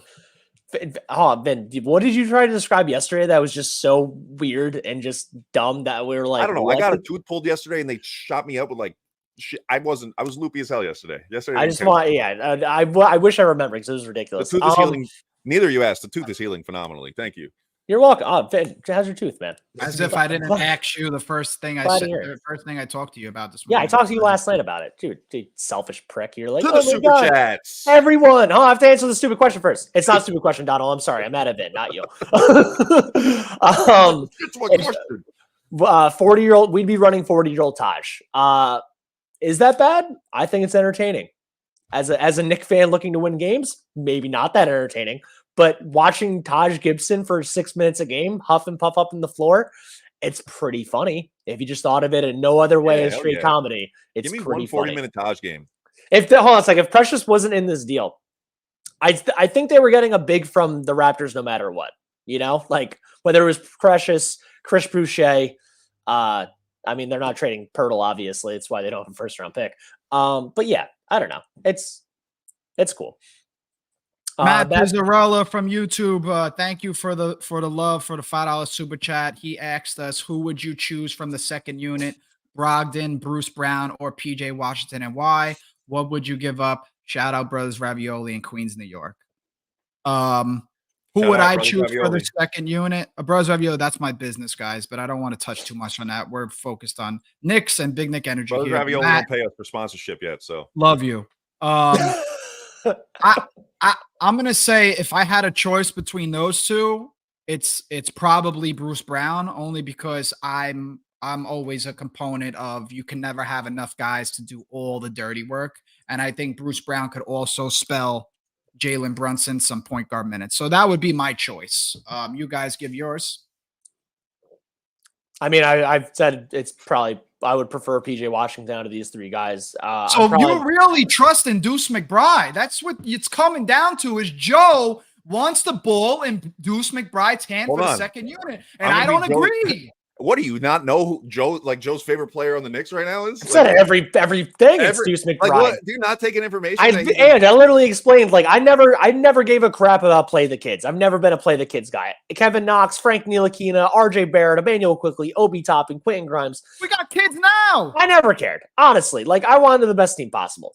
Deuce McBride is a 6-foot dog on defense, tenacious. Major improvement year after year after year. This man was dropping 35 in the G League and finally brought his three-point shooting to the NBA. He is the future Marcus Smart. Keep him on this team. Give him minutes. He's earned it. Yeah, I disagree. Whatever. I don't care. Dude, all right, so the backup lineup, if they've got Washington for Evan Fournier and Quentin Grimes is not in this deal. Deuce McBride, Quentin Grimes, Josh Hart, PJ Washington, Precious Achiuwa until Mitch comes back, I think is worthwhile. I think that does plenty, especially on the defensive end. And then you have PJ Washington, who's a bucket at the 4. You have Deuce McBride, who can bang threes. You have Quentin Grimes still in this scenario that can hit threes and bring the ball up the court. You have Josh Hart, who could bring the ball up the court. I don't necessarily care if Malcolm Brogdon is our backup point guard or not. You know who also has an injury history? Malcolm Brogdon. You know who's 31 years old? Malcolm Brogdon. You know who else has an injury history? Joey Oak. You know how old he is? 32. Exactly. See, I'm not even out there right now. I've missed 8 billion NBA games in a row. I'm so injured. What do you want? Exactly. Matt, who also just left us the super chat, been watching PJ Washington lately. Man's a walking bucket. You know who the only player out of all these guys we mentioned is dropped a 40-point game this year? PJ Washington. Bing bong your mom. Bring him over here and let Deuce get playing time. We're good. Yeah, no, listen, if you believe in Deuce that much, listen, I'm a believer in Deuce as well. I think, and I've said this prior, I think that anything that happens at the trade deadline, I think Deuce McBride has kind of earned a rotation spot. I just don't think for the amount of minutes that he's playing right now, he needs to play. He needs to give us 8 to 12, and that's about the most he's going to give. Well, Ange, when we get back OG Anunoby and Quentin Grimes and Julius Randle, not even including Mitchell Robinson, he comes back or not, and you don't have to even include Julius Randle in that or not, he's not getting more than 16 minutes a game. He's not even getting more than 8 minutes a half. You capping him at 16, Joe? Deuce McBride when all those guys get back? I didn't think it was going to be 16. I thought it would be anywhere from 12, maybe 12. I'm saying at most 16. He's probably going to be around 10. Okay. But when he has it going, you can leave him out there a little bit longer. On those days that he gets 16, that means Brunson's only playing 35 or 34, which realistically is the main goal, is to give Brunson more rest, more so than it is to get a great backup player. I brought up this Eugenio Free posted Clarkson 17.5 off the bench. I'll take that all day. If we find a way to get him and Kelly Olynyk, I love that. You know, there's only one player in the whole NBA that's ever played that has NYK in their name. It's Kelly Olynyk. He's got to come over here. He's never been a Knick, man. He literally has NYK in his name. The t-shirt designs in my head are just going. He's been dying for the whole time. Vinny likes to see. He's got the same hair as Vinny. He's got that whole flow. Does he? He's got flow. Vin, imagine the great shirts you could have made if we had this guy since he came into the league. Remember when they almost got Collin Sexton a couple of years ago and they had Emmanuel Quickly, Sexley? You could have made so many great shirts. That would have been quick sex would have been money. We got 82 people watching right now on YouTube. Anyone on Instagram, please come on over. We're probably going to be going till, 1:32 o'clock, somewhere around there. So we got a little bit longer. I got to switch you to the dual screen. I got to take care of my kid real quick. Word up. Absolutely. But yeah, hit the like button, subscribe if you haven't already. Anyone on Instagram, come over to YouTube if we're still on there. Instagram usually cuts after an hour, so don't even know if we're up there still or not. But thank you everyone for the support so far. And let's go Knicks, most importantly.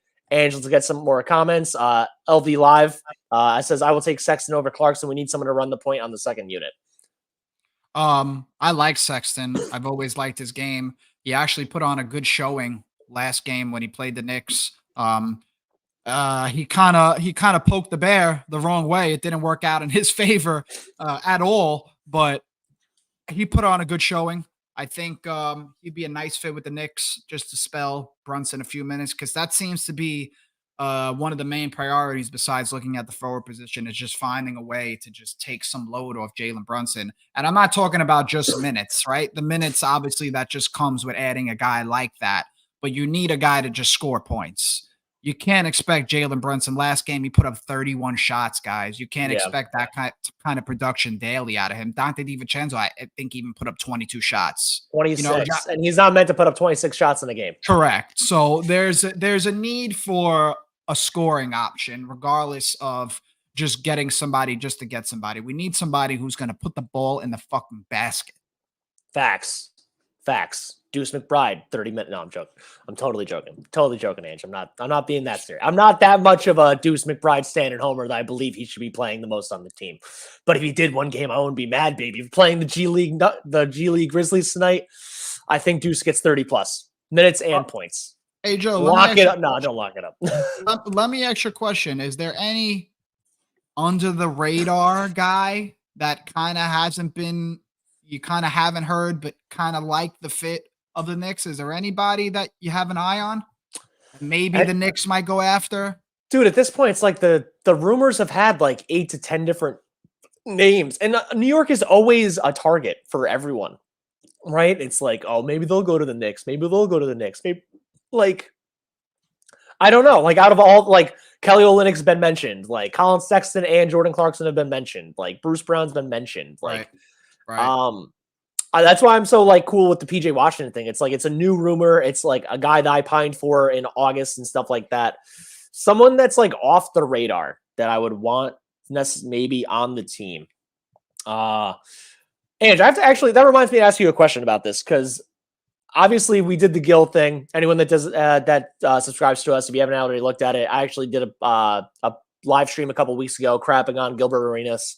Basically, when he mentioned the Jalen Green comment about Jalen Brunson, how the Knicks don't have a star, and then he mentions Jalen Green, who's not even the best young player on the Rockets, but Gilbert Arenas would never say that Alperen Sengun is the best player on the Rockets. He'd rather say it's Jalen Green.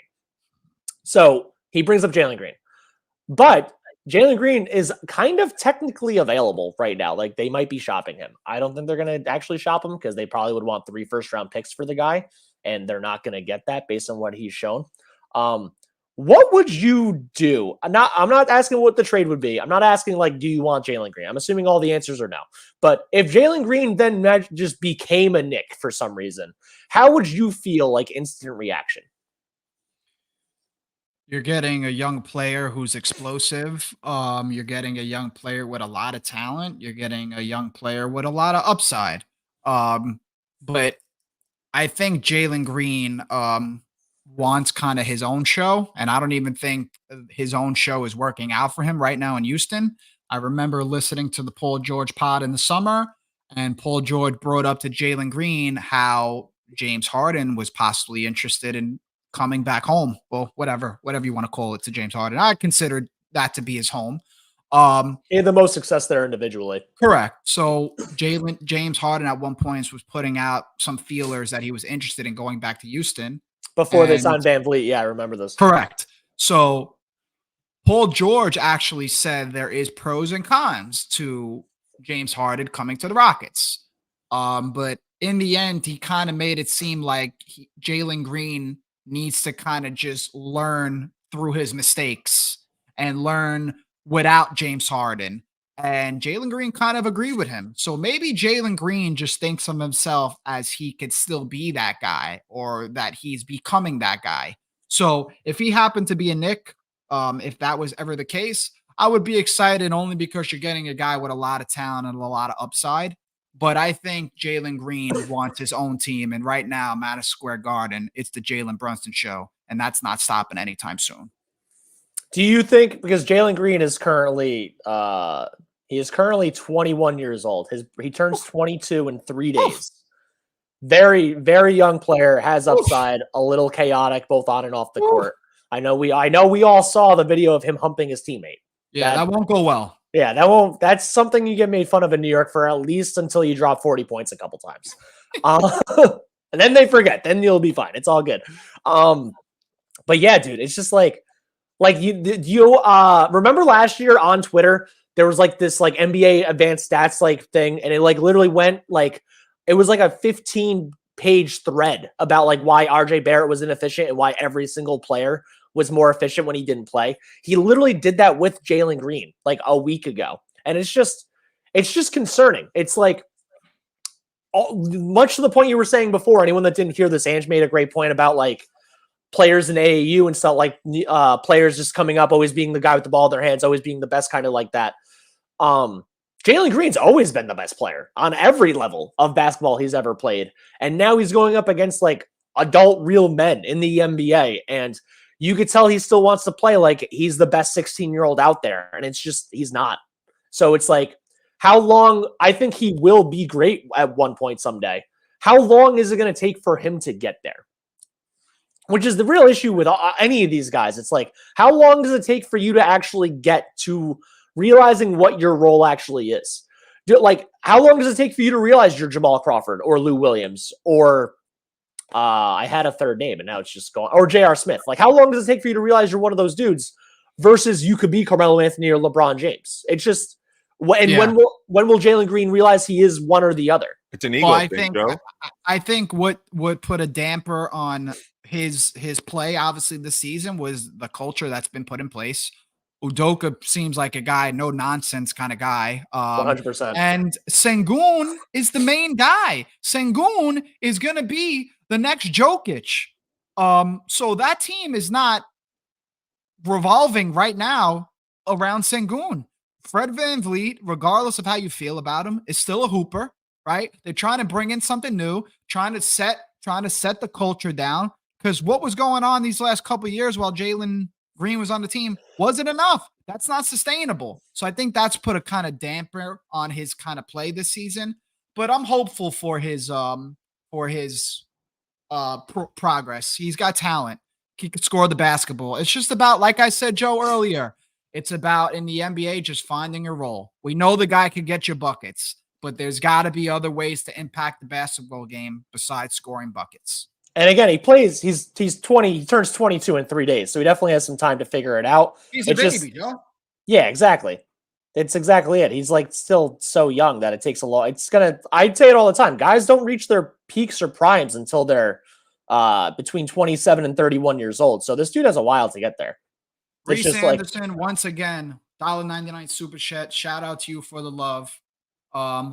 He asks, what's this love for Brown? Another 6 guard that can't shoot.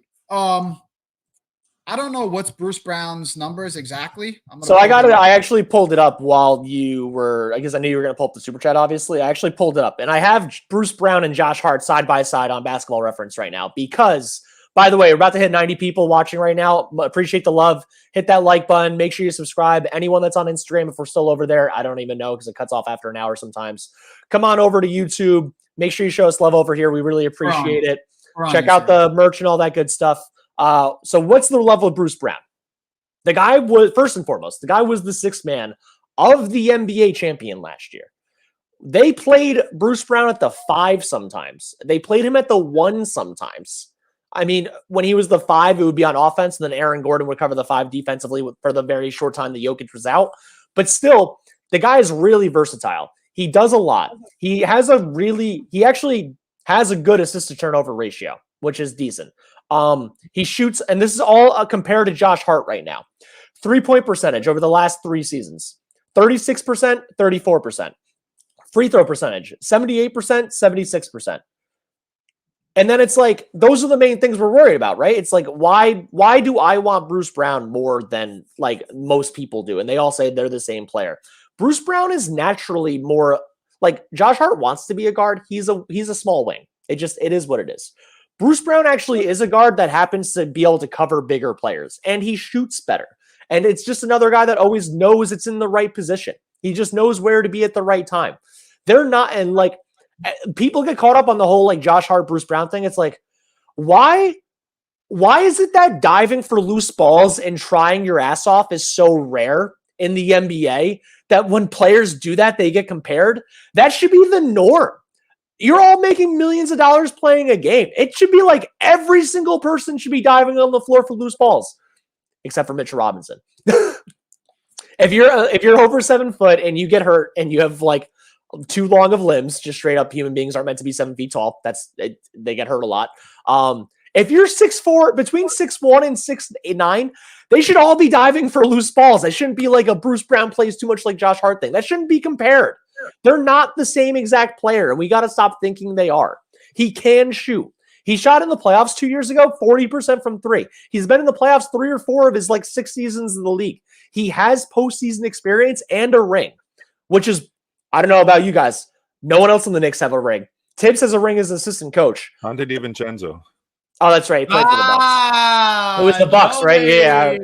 So exactly. So Dante DiVincenzo and Bruce Brown will both have rings. And that's actually beneficial for your team to know what it's like to have and see success.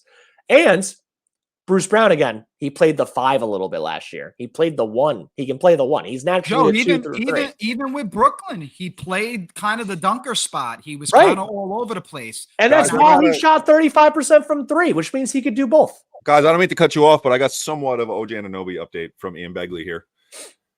On Anunoby's elbow injury, I was told he was improving late last week. Thibodeau was asked recently if the Knicks would bring Anunoby back if there was a chance that he would re-injure his elbow or if they would wait until he was 100% healed. He didn't directly answer the question, but he suggested that the Knicks wouldn't risk further injury. So there's your answer. They're probably holding him out to All-Star. By the way, I know OG has a ring. It's just that he didn't play in the final. He got hurt and had the emergency appendectomy his rookie year, and he missed it with Kawhi. But yeah. So anybody that was asking earlier, OG updates, I think it's safe to say that they're not on a fast track to get him back before All-Star weekend. He's fine. He's okay. Okay. Yeah. He's OG, okay, man. Knicks fans, OG is okay. He's not dying tomorrow. He's healthy. Exactly.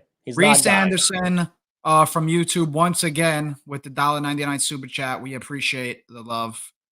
Reese, I don't know if you follow us on Twitter or anything like that, but if you message me, you seem like a nice person. I got a little gift for you. Message me on Twitter on Big Nick Energy, and I got something for you there. Big Nick Energy underscore. Big Nick Energy regular is not us. But if you search Big Nick Energy, I'm sure we'll come up. You'll see the logo, yeah. His 3-point percentage is decent because he only takes 2 attempts a game. Okay, I think you're wrong on there. Actually, he's right, Joe. He takes 3. I'll read off his last 5 games. 1 for 3, 0 for 1, 1 for 2, 1 for 3, 1 for 2. So you're right in terms of the amount that he puts up. But I think given Tom Thibodeau's system and the need for somebody to put up shots, he doesn't need to put up shots on that team right now. He just kind of needs to be the distributor. He needs to fill in all types of different spots and roles on that team. That team seems to be more geared towards Scotty Barnes, RJ Barrett, and Emmanuel Quickly. I mean, even if he's on the Knicks, he probably becomes like the 5th, 4th, 5th. Joe, where would you put him on the totem pole if he came to the Knicks right now? Bruce Brown, am I assuming Randall and OG are healthy? Correct. Everybody's healthy. Not Mitch, not included right now. He's coming off the bench. He's like a 6th or 7th guy, which at the end of the day, that's what the Knicks are going to get. They're dealing for. But as far as how important he would be to the team, Joe. I think in the playoffs he would show his use quite a bit, and I think that's when Thibs would actually have to make a decision: who is he playing more, Josh Hart or Bruce Brown? But obviously, Brunson, OG, and Randall would all be ahead of him in the pecking order. The starting center, whether it's Hart or Mitch, would be ahead of him in the importance level of the pecking order, especially if you go up against the Cavs again or the Celtics or anyone. That big is like so important to keep the inside and then still cover the 3 with the rest of your guys. But yeah. And then Sleepy says a good thing. Actually, I'm not going to lie, but if we tell him to fire away, he will fire away. Bruce Brown, and this takes the looks, Hart's don't. That's the main thing about Hart, man. It's that he doesn't actually put up the shot all the time, even when he's open, which is the main concern I have in the postseason. Yeah. You ain't lying about that, Joe. Reese, once again for the $9 super chat. Thank you. We'll head to Teddy here. Thank you for stopping by, Teddy. I've seen you in here before. He says, you guys talk about Bruce every stream. Need to talk other names. We need to make a move before the deadline. We talked about a lot of names. We've been on for an hour and 20 minutes. Teddy, I hope you rewind. Yeah, we've been on for an hour and a half. We kind of talked about Jordan Clarkson. We talked about Kelly Olynyk. We talked about Keldon Johnson somehow came into play today. Who else did we talk about, Joe? PJ Washington, Collin Sexton. There's been a lot of players we talked about. So if you haven't watched, you could obviously watch after the stream. It's obviously recorded and be right up on Instagram. James, do either of y'all have a girl? Yeah, I think we do. Joe is married? Engaged. Joe is engaged. I don't own this house by myself. Vinny is engaged. I have a girlfriend. I live in my daddy's basement. Yes. Why are you we can make talking fun of about me. what I miss? Teddy, it's all good, man. I have a wife and kid. Leave me alone. Vin, you're not even on the stage, man. No one knows you're here. We're up to 90 now, by the way. Make sure you hit that like. Make sure you hit that sub. Buy some stuff. Thank you all for the support. Thank you for joining us. 49 and a half hours away from the NBA trade deadline. Appreciate it. Hey, Joe, I want to James L. I'm not a don't even unnecessary, bro. Unnecessary for that kind of talk. Dude, it's all James. You want to know a secret, man? No. I've like slept with 50 girls in my life. I don't even know how. You and I are both confused. Nope, we ain't doing that. James, Okay. we're gonna boot you, James, if you keep doing this kind of stuff, all right? All right. So I just want to talk about one thing before we move on to whatever we want to move on to. Does the Joel Embiid injury affect anything in the future? I mean, even though we know he has had an injury history for a while, now that we see again, torn meniscus, another surgery. We don't know if it's a partial, if they're just kind of fixing it partially or they're repairing it totally because it's two different timelines. Where do you see that falling into play for this summer or even next year in terms of the Knicks' long-term plans? you mean for the Knicks to actually try to want to get Joel Embiid? Correct. Dude, I mean, the main concern the whole time with Joel Embiid since his rookie season is how often can he stay healthy, right? Like that's again to the Mitchell Robinson 7 foot thing. A lot of guys that are taller than 6'11" just have injury histories. A lot of them don't play game after game. Do you know how much of a miracle it is, honestly, that Isaiah Hartenstein played a full season last year?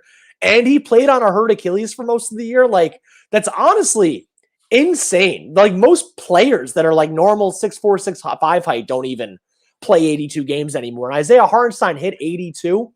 And I've made this comparison before, and I know, especially with how much I'm not going to say you're like in love with Julius Randle or anything, but like you've always stood up for him, right? And then like I literally say that Julius Randle, Karl Anthony Towns, and Joel Embiid are the Charmander, Charmeleon, Charizard of great regular season big men who won't find success in the playoffs. And Joel Embiid, there's a reason why he's the Charizard in this. He's a former MVP now. He's been top 5 in MVP voting like 4 years in a row. He's phenomenal, especially in the regular season. You can't stop him. He always gets hurt. He's never 100% by the time it's April. He misses games constantly late in the season in the playoffs. And it's like when your offense is that based on like singularity, it's heliocentricness. It's the same problem that Luka Doncic has and stuff. It's like you need the ball in your hands that much to be your absolute best, and you get game planned against. You get double teamed. When you're that big, you get triple teams. And then it's like, are you Nikola Jokic? Are you able to just look around and find guys in the back of your head? Or are you still trying to make the jumper and then passing isn't necessarily your biggest strong suit? I don't think the Knicks are going to end up going for Joel Embiid. I know we said it in the past. There's a whole video on our YouTube me explaining how or why the Knicks could get Joel Embiid and then why they wouldn't. So if you can check that out, it's from like August now. I just never, and again, he's in Philly. So it's like the whole, would you ever trade him to a rival? Like if I'm Daryl Morey, I would never trade Joel Embiid to the Knicks or Celtics. That is insane. I never thought it was going to happen in the first place. And I don't think they're going to get him. Eugenio Free from YouTube says, Joel has 3 years left tops. The way he plays, he is another hit the floor every play player. Guys that size cannot keep that up. Yeah, I mean, Joey said it before, 7 foot guys are just, you're not meant to be 7 foot in this world and in the earth, the planet Earth, the beautiful earth that we live in. Playing sportsman with a guy, and half the guys like Bruce Brown die for loose balls in your legs. Like, it's just, your legs don't hold up. We've seen players throughout the years that just knee problems, foot problems. I remember Yao Ming. Yao Ming was like, I thought Yao Ming was, Joe, I don't know about you, but I thought Yao Ming at one point was like just as good as Shaquille O'Neal every single night. And injuries, foot, all that comes into play. And that kind of changes like See, like to me, like long-term Joel Embiid, like regardless of his size, and that's kind of what makes Joel Embiid. Like he might have to change his style of play just a little bit if he wants his career to go any further than what it's going right now. Yeah, 100%. Kareem, thanks for the support, by the way. If you're not durable, then you can't play under Thibs. PS salute BKE. Much appreciated, man. Thanks for joining again. Jonathan goes, in addition, we really need to focus on the Mavs game because Mr. Sellout Irving gave us a beatdown, but I'm sure we'll put out a miracle at our house at MSG. The Mavs finally have Kyrie Irving and Luka Doncic playing together again. Yeah, we were also dismantled Knicks team last time we played them. Don't forget. Dude, I don't know. At this point, I just think Kyrie Irving sees the Knicks. He's always hated the Knicks and James Dolan. And he just tries to put up 40 against them and actually will his team to win every single time. Whether it happens or not, he's been pretty good at it so far. So, Joe, what are we thinking about the game tonight? Obviously, we know OG's out, Grimes is out, Randall's obviously out, Mitchell's out. This is Anunoby's 5th game, but I'm pretty sure the Grizzlies probably have double the amount of players that are out right now.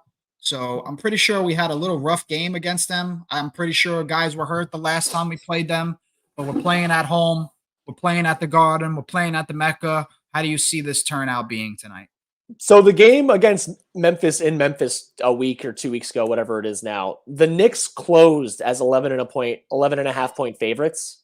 And even though it was a struggle for the first half, they ended up covering the spread. I think they won by 12 or 13. The spread, it's now 14.5 since they're in New York. And that's even without the Knicks having OG and Randall and Grimes and Mitch. The Grizzlies don't have a lot of players. Like, I keep saying they're fielding a G League team. They are fielding a G League team. And good for these guys getting a chance to play in the NBA for a team that they wouldn't have made it for otherwise if they actually had a bunch of healthy guys and were competing for a playoff spot like people thought they would. But I don't like, this is the type of team that with Thibs having the defensive game planning flow that he's been in since January 1st with this team and with these dogs, honestly, I don't see how this isn't an 18 plus point win.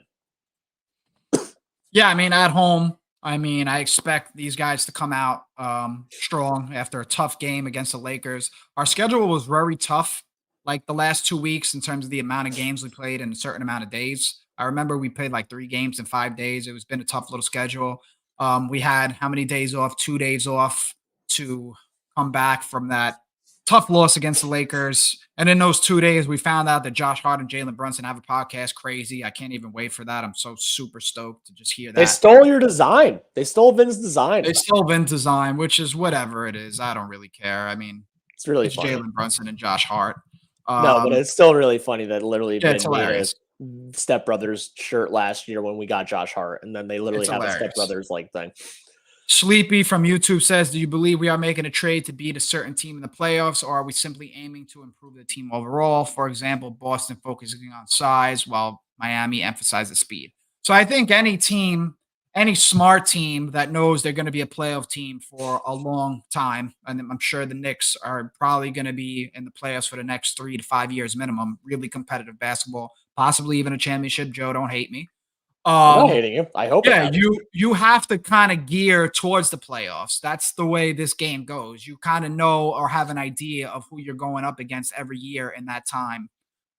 So yeah, every addition that we make is kind of based upon how we would play in the playoffs. So like OG Anunoby, we know going into a playoff series with him, he could guard a Jimmy Butler, he could guard a Jason Tatum, he could guard a Donovan Mitchell. So we have one guy, right? That is Joe. Is he the best defender in the NBA, top to bottom? OG Anunoby? Yeah. It's real. If not, he's really close. He's really close. So yeah, I mean, guys, we have one guy right now that the Knicks got, and obviously it was a huge need, and it benefited us a lot to guard anybody in the playoffs. You got Julius Randle, right? I'm sure he's going to come back. I'm hopeful that he will come back. You need a bruiser in the playoffs, right? Everybody knows at that time of the year, everybody knows everybody's sets, everybody knows everybody's plays, everybody knows all the personnel revolving around the team that you're going up against. At that point, it's about matchups, it's about putting the ball in basket. And yes, Joe, we need to get stops on the defensive end as well. You're going too far from your mic again. He faded away at the very end. You said, but for everyone that didn't hear him, he said you do have to get stops at the defensive end as well. Yeah, exactly. I don't know if they're necessarily making a move for one team specifically in mind. You don't sell out your whole team to try to beat the Celtics, and then you leave yourself vulnerable to what the Cavs or the Pacers do, and then all of a sudden you get knocked out before you got to Boston, kind of thing. I think they've been taking this like slow, methodical approach that it seems like it's been working so far. Like you build like through like make your 8th best player become your 6th best player, make your 9th best player become a rotation guy, like make everyone make sense moving up incrementally before you actually take a big swing. Joe, sometimes the way the Knicks operated, a lot of other teams have tried this same route. In terms of trying to bring in a guy who, like a Jalen Brunson, you didn't know he was going to become what he's becoming right now, what he is right now. A lot of guys have taken this route. A lot of teams have taken this route. But what I think the difference between what the Knicks have done over the last few years and what a lot of other teams has done, the difference is the cohesion of coach to player, coach to superstar, front office to coach. Everybody in the Knicks organization seems to be so aligned and so on the same page. And everybody knows that this Knicks team is working towards one goal, and that's to bring a championship back to New York. Facts, 100%. And I hope they do, honestly. I want to do this, and then they're asking about Tyus Jones in the chat, so I want to answer that too.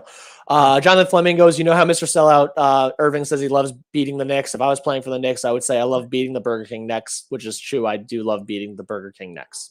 I feel like Mr. Fleming here is subbing our resident Nets fans here. I'll be right back. I hope so. That's why I wanted to put it up purposely to do that. Stoddy P, before we get to Tyus Jones, Murray would make us a title contender if we only give up Evan.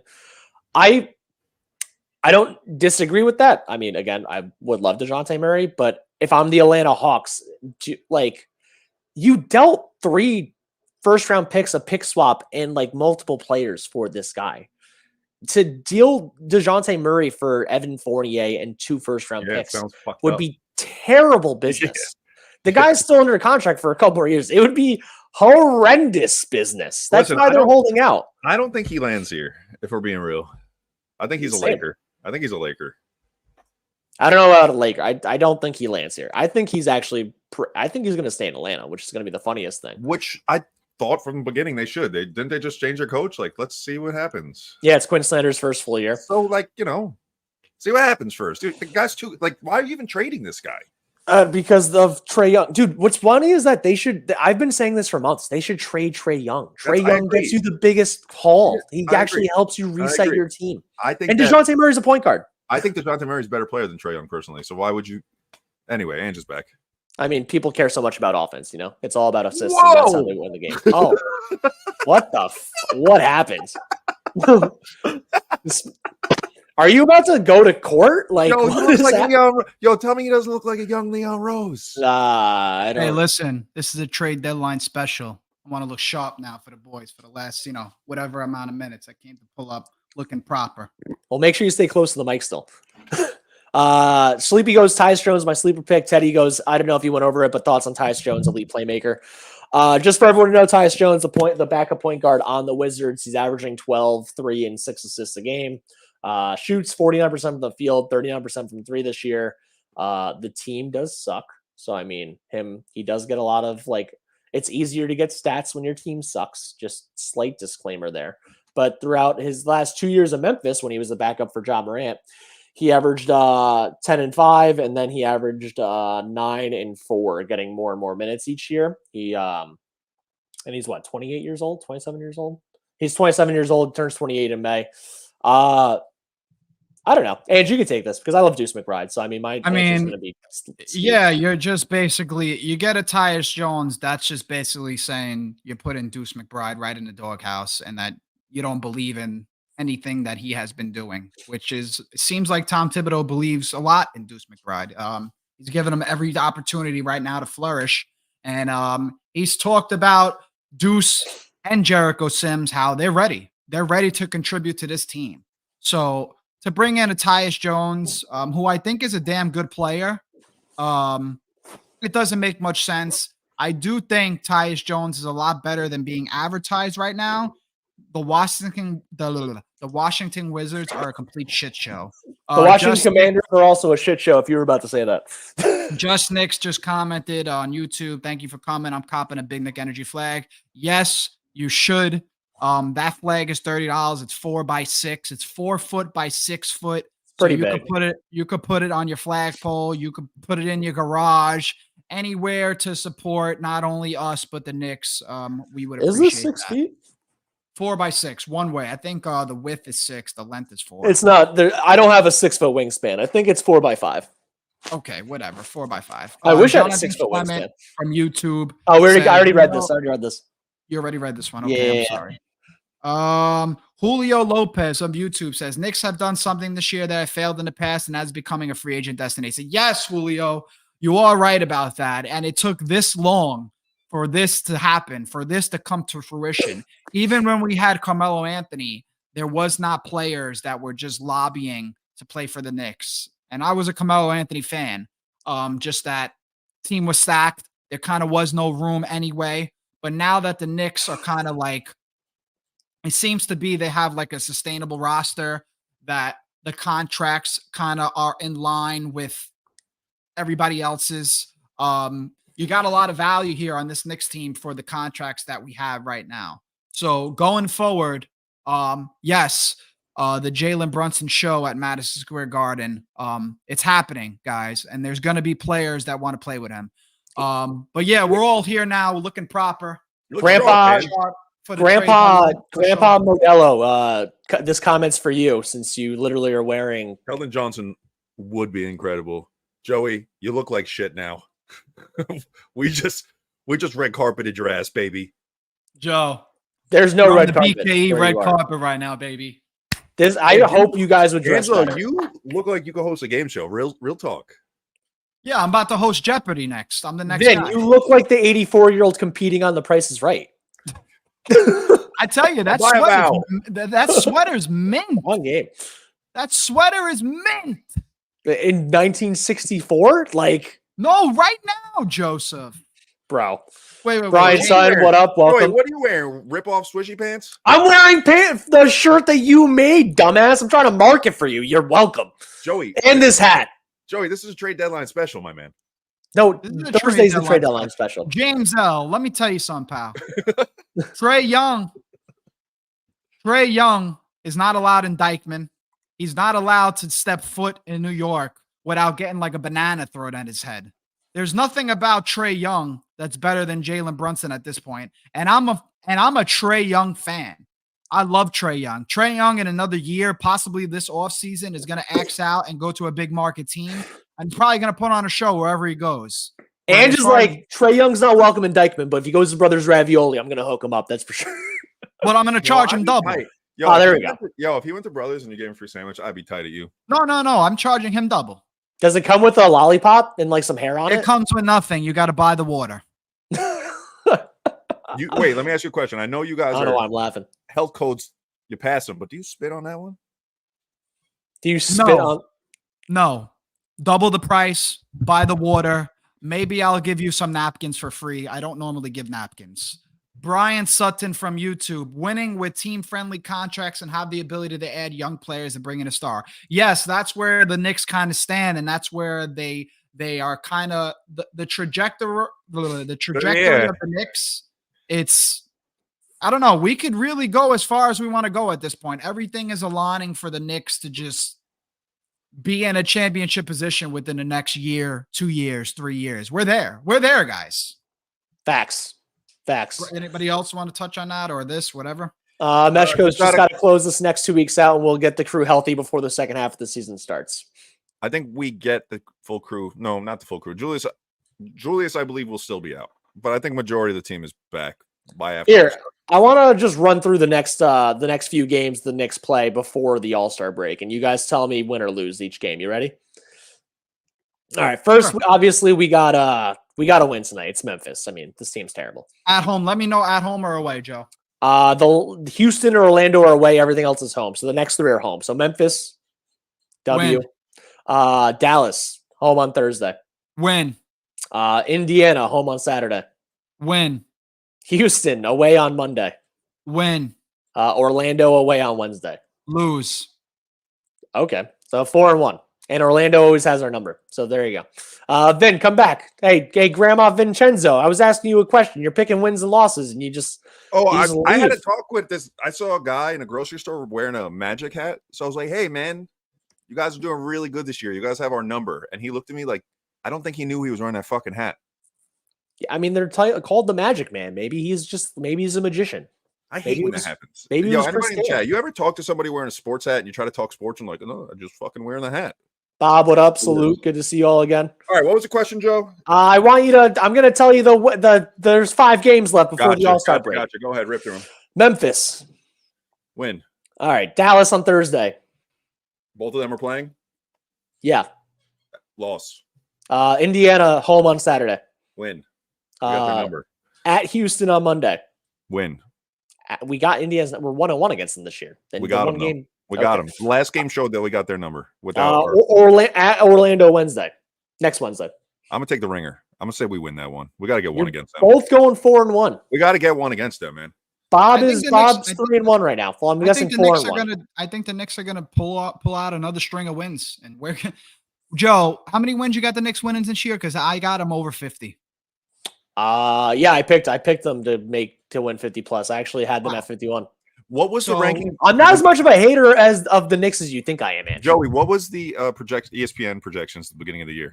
Their over-under was set at 44.5. Yeah, it's insane how one trade brings you to that 50.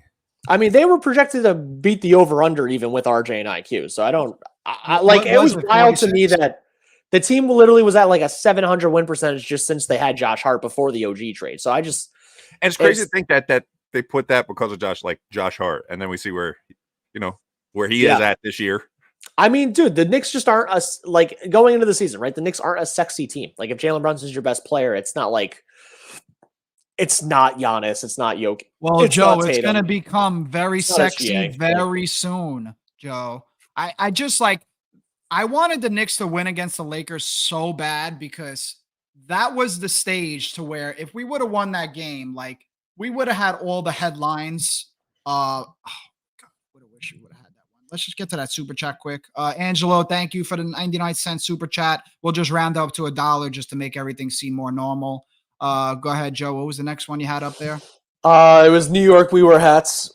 LOL if they're rivals. I'm assuming he's talking about the Nets. Fallen Allen, what up, man? First time I think I've seen your name here, so thank you. Welcome. Subscribe if you haven't. We got 95 in the room right now. Hit that sub, hit that like. Real quick, last time I want to reference cool Nets hats fans. And a flag. Last time I want to reference Nets fans for this entire thing. Nets fans notorious for coming on to Knicks Twitter and saying that we obsess over them, but come to every single live stream we have and try to force the show into a Nets conversation. You guys are little brothers. You're little brothers. Nobody in Brooklyn is actually a Net fan unless you're 19 and younger, and you lost the best 3 players you ever had, and you're never going to recover from that. You guys are a joke now. Move. They had Jason Kidd. I mean, Jason Kidd's nice. Okay. You had the best combo of 3 stars on your team. You fucked that up. Get out of our chat. Arrivederci. Adios. Go to St. Louis or Seattle or somewhere, Before I knew you guys were actually doing this live stream that I've actually managed to be on basically the whole time for now, I was actually in a Cleveland Cavaliers live stream. One of their actual television programs just goes live on YouTube while they're doing it. So it's like a legit professional setup with 4 dudes in a room. And I'm literally just trolling from the Big Nick Energy account. And the lack of realization to all sports fans and people are like this, especially when the people I assume most people that comment on these are under 25 years old one way or another. And it's just y'all suck. Evan Mobley's got you. We got Donovan Mitchell. He's way better than Jalen Brunson. And I'm did you all get hit in the head with bricks? Have you not seen Donovan Mitchell versus Jalen Brunson in back-to-back playoffs? Did you not see how your all-stars, Evan Mobley and Jared Allen, got punked by Mitchell Robinson, who didn't even make the top 25 centers in some random preseason thing, and Isaiah Hartenstein? Do you forget that you have basically the same team with a little more three-point shooting? I just don't. And it's just one of those things where it's these people must all be 18 and just you suck. My team's the best. Number 1. You'll get there, man. You'll figure out what pain is like. LeBron's not there anymore. Wilfredo Ocasio on YouTube says this team needs to give Jacob Toppin a chance. He is a second-round pick. McBride is a second-round draft pick, and you see what he's done. Sims is trash, just like Kevin Knox was, and they played him. Jacob Toppin was Joe, undrafted. He didn't. Joe, I know. Not to say you were for the Jacob Toppin bringing him onto the bench, but he is now sitting on the bench. I'll let you handle this one because it's McBride and Toppin. Thibs naturally doesn't play rookies or young guys unless they're a number 3 overall pick.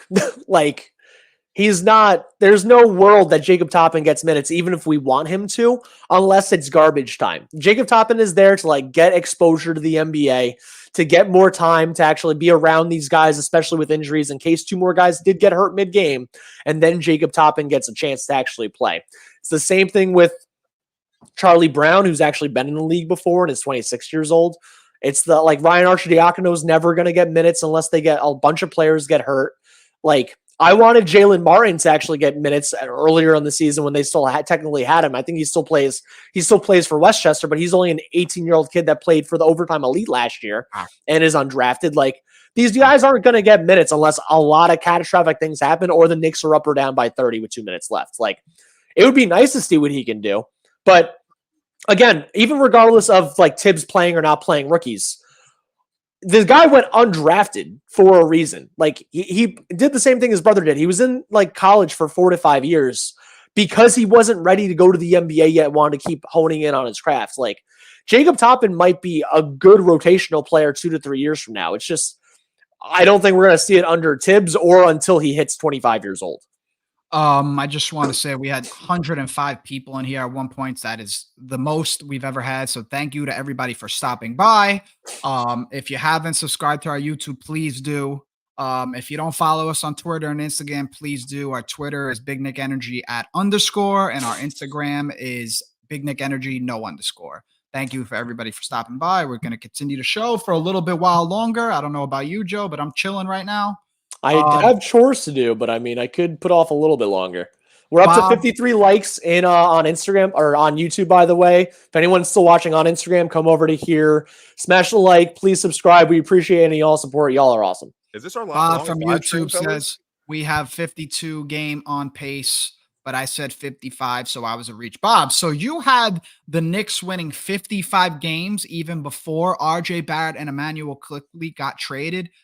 Shout out to you, because that is what I call optimism. That's I don't think anybody had Knicks that fan, number. Possibly in the face No, of but the no, I don't know. NYK mentality on Twitter, I think, is the most positive Knick fan I've ever heard.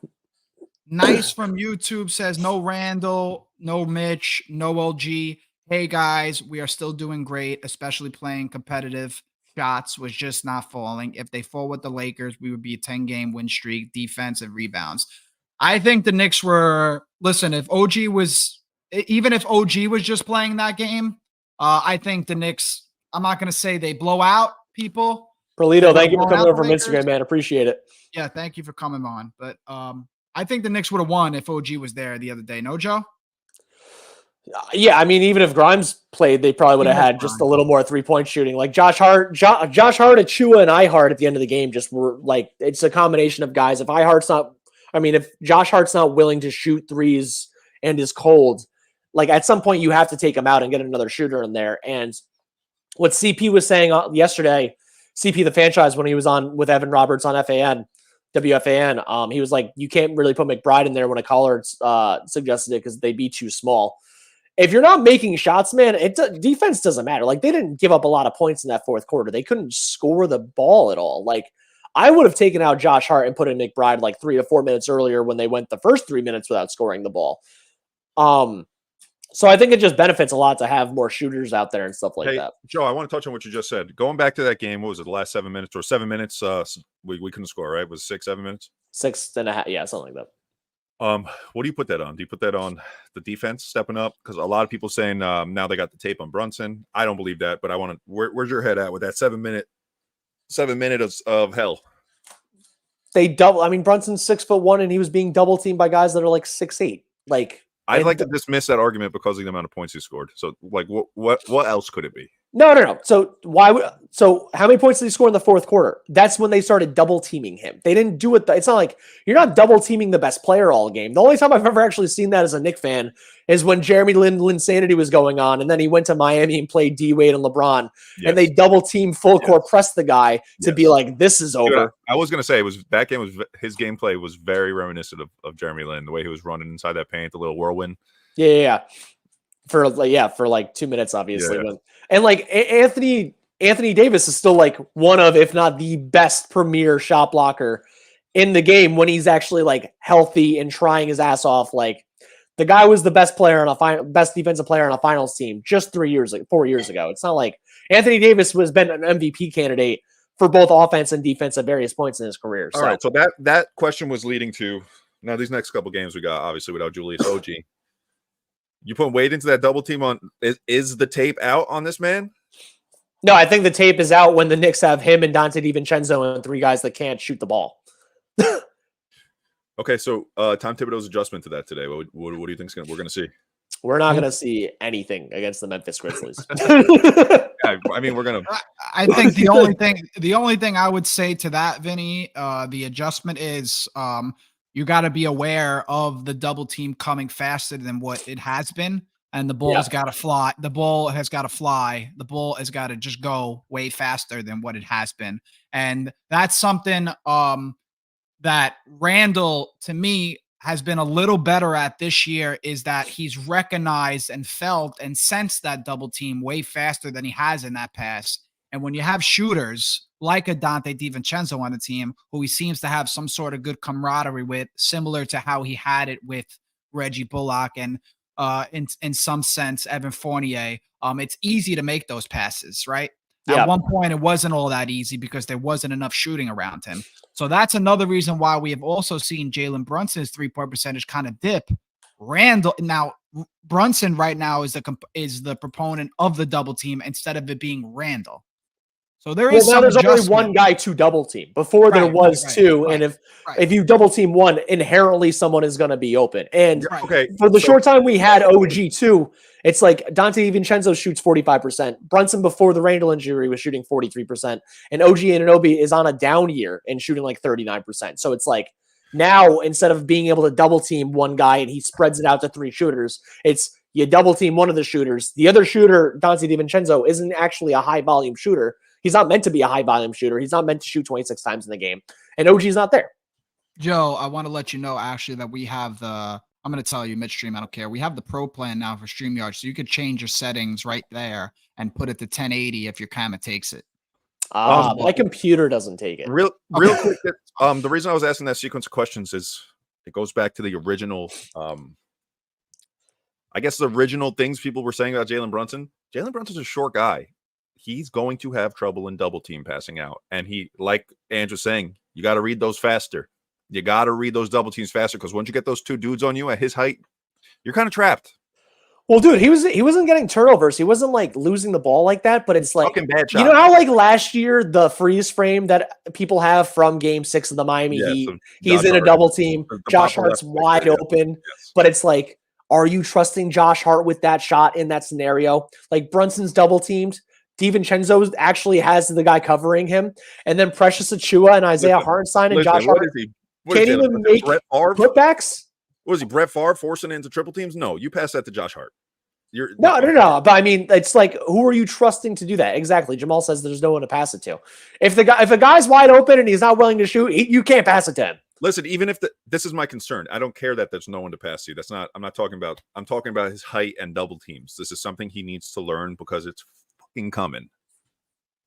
I mean, dude, they did it last year and he still scored 36 a game or 34 I kind of see the game. I mean, I think Joe might see the game a little bit similar to me, but I think what the Knicks need to do, like an adjustment that they need to make, one of the things that I would like to see, I guess, is actually run that 1 to 2 man pick and roll via Dante and Jalen Brunson, because it seems like a lot of the times that Jalen Brunson gets into his offense and his little bag, it's kind of coming from one side of the court. So a lot of times I've seen Brunson on the right side or either the left side, whatever it is, and it'd be Josh Hart next to him in that corner.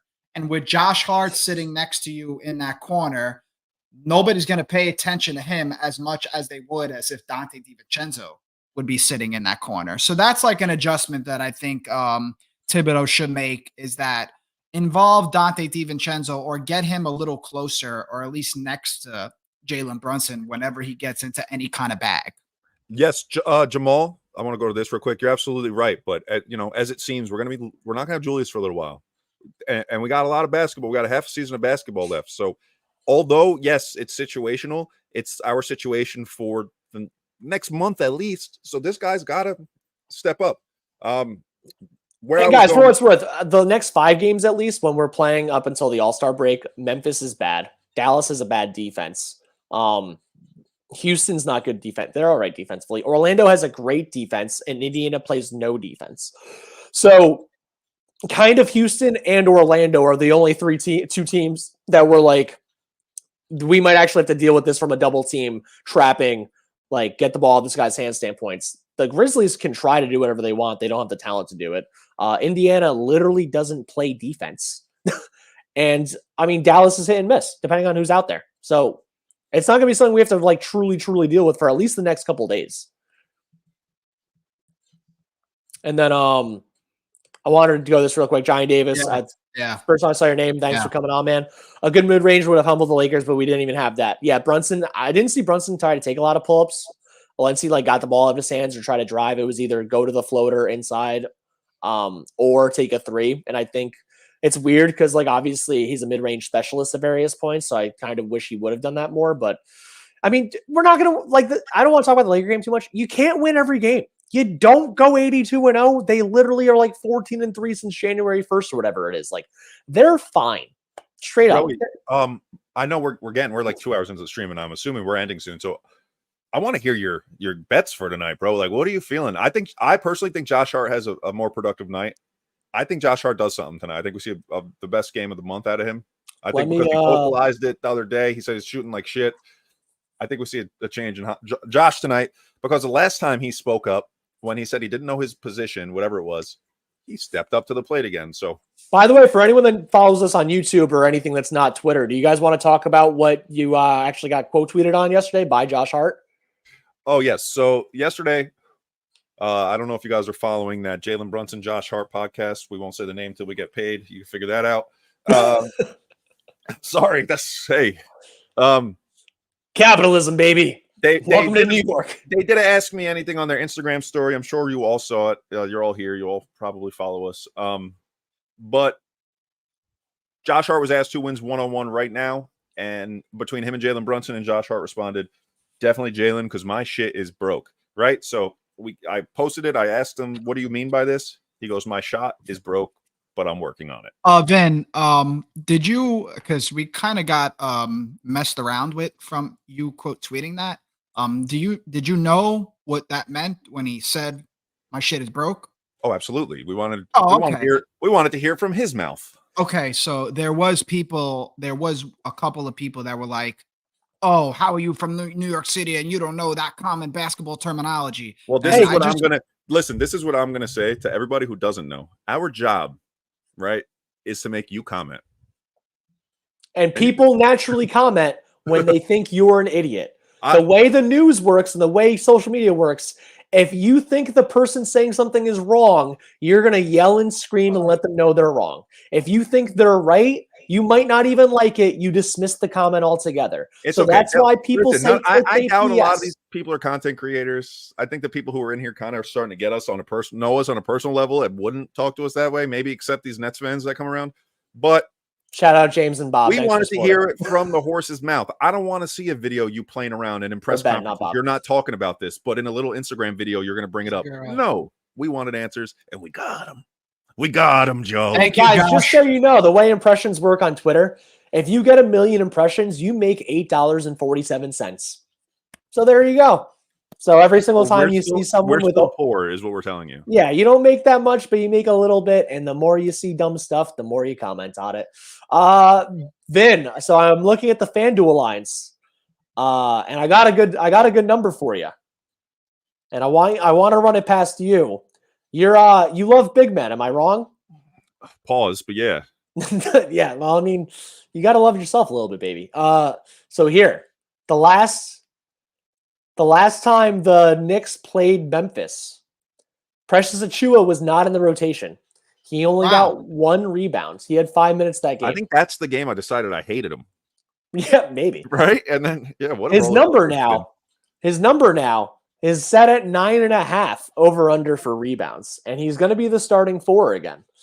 I am hammering the Precious Achiuwa over for rebounds 9.5. What's his last That's 3? The lock. Wait, what's his last 3 average? Do you know? He had 16 2 games ago. He went 5, 8, 16, and 8. Yeah. So if I was a gambling man, I'm not much. You kind of are. This is the game I would say that our role players go off more than our starters. I think we get the up big in these guys. Isaiah Hartenstein hits the bench. Jalen Brunson hits the bench. If I was a gambling man and these bench guys are available in the books, fuck around with them. They don't have Deuce McBride up yet, but I'm telling you there's a solid line. Teddy's gonna go against me, man. One of us is gonna be right, one of us is gonna be wrong. So Teddy, let us know when you come back. Let us know how you did. I mean, I'll just know tomorrow whether we won or not. Teddy, I'm telling you, DM us your whole parlay when you do it. Yeah. So I'm going to do that. So we're going to do Precious Achiuwa 10+. Miles McBride, who's going to play, they don't have his 3s up yet, but 2+ 3s is going to hit. And you know what I'm going to do? You guys know I like betting on the other team too. I know there's a lot of Knicks fans or a lot of fans of teams. They hate that. Have you ever seen the Knicks win a game 120-0? I'm only betting Knicks players. That you don't bet at all. Who are you kidding? I also only bet Knicks players.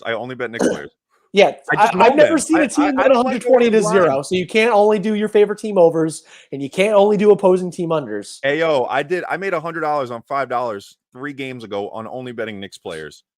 Don't believe the hype. Teddy, I stopped gambling as much as I used to because I was hot last year. I did 3 parlays for. Joey's job for the brand for a while was just go gamble. Go gamble. Yeah, gamble. Make a video about gambling and then post it. I'm gonna post this in the comments. Well, I'll pin the comment tonight before the game. The game starts at 7:40.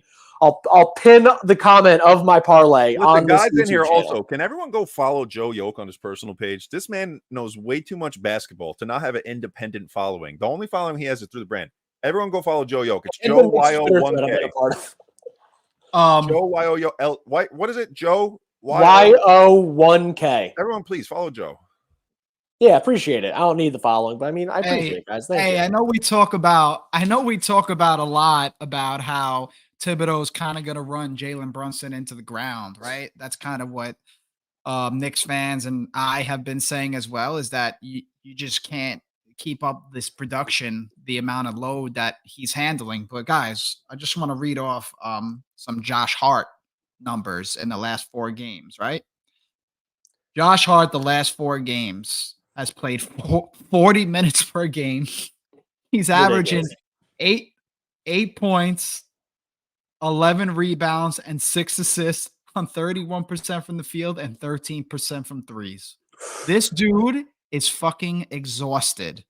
And when Julius Randle went out, I'm sure Josh Hart probably got a few bad nights of sleep because he knew exactly what was coming. 40 minutes per game. And there's an article that Fred Katz actually, it was after the Lakers game or a day after the Lakers game. This is from Josh. This is quoted by Josh Hart. Randall dapped me up with his right hand, so that was good, Hart said, before detailing a plea. I would love for him to be out there Tuesday night. That'd be nice for him. Quentin, throw Mitch in there, and OG. Man, have everyone back. We could all reduce the minutes and have a party. Guys, yes, Josh Hart shit is definitely fucking broke, but man, besides Jalen Brunson, there needs to be somebody who could spell Josh Hart some minutes, because that boy, there's a picture of him. Listen, there's a Knicks fan Brazil. What up? His wife actually retweeted somebody. Somebody tweeted, Josh Hart is so dramatic. He complains when he gets too many minutes. He complains when he doesn't get enough minutes. He complains about this. He complains about that. And his wife quote tweeted and said, like, if this ain't the fucking truth or some shit like that. Yeah. I seen that. That was funny. He's spot on. Josh Hart's probably the more sensitive of the two of them in the relationship, right? You'd imagine. Josh Hart definitely busts his balls. He's definitely a ball buster. Josh Hart definitely class clown vibes. Definitely always smiling. You got to say somebody who has like sense of humor like that constantly is such a great person to be around, man. I don't know if you guys work with people who are just happy and like having fun, but like energy shifts, right? If you're in a bad mood, that shit can go to everyone around you. So having a guy like that, whether you're on or off, having that in the locker room is so fucking important, man. Guys, Eugenio has a great parlay, by the way. JB over 25 points. By the way, Jalen Brunson's over-under for points tonight is set at 32.5. So I actually think there might be value on the under there because the idea is that the Knicks should be winning by a lot by the third quarter, and he doesn't have to play to get 40 points. Hartenstein over 8 rebounds. Josh Hart over 6 rebounds. I like that. Eugenio, when this during the stream, post this in the real comments, not the stream comments. Post that parlay and then post what the plus is. I got one for us, by the way, because I'm not going to do any Grizzlies players. They don't even have any Grizzlies players up yet. They had GG Jackson. They took him down. We're getting Precious Achiuwa with 10+ boards, Miles McBride 2+ threes, and Isaiah Hartenstein 2+ blocks because the blocks is plus 125 right now. And the last time iHeart played this trash Memphis Grizzlies team, got 4 of them boys. He actually had 4 blocks and 2 steals. So you can do a lot with defense right there. And there was one other thing, Brian Sutton, real quick. I think you guys are overreacting. Brunson will be fine against he meant to say double teams. My thing about the Brunson double teams isn't that I don't trust Jalen Brunson with the ball or passing out of the ball or make the right decision. It's do I trust the guy with the ball that ends up taking the shot is the real problem with double teaming your best player. It's then your not best player, the one you don't want to necessarily shoot based on the play calls, the one making the thing. And then Gary Davis here, and this is for you. Leon will make the adjustments by trade deadline to solve backup issues. So what do you think is the final adjustment before we actually sign off? I think the Knicks go after Bruce Brown. I think that's the name. I think that's the guy that Thibs admires, I guess is the right word. It did come out that he's their plan C. So who do you think is the plan A and B? And then why do you think they don't get those guys? I have read that he's plan C somewhere else. And in like 30 minutes or an hour after, I read another article that said he was like kind of plan A, the main priority. So, you know how these reports go. But what was your question again, Joe? I'm sorry. If he was plan C, who are the other 2 guys that you think would be ahead of him? And why would or wouldn't they get those guys? Then I guess it would be, I think they just want to spell JB. So I think it's either Murray or Brogdon at that point.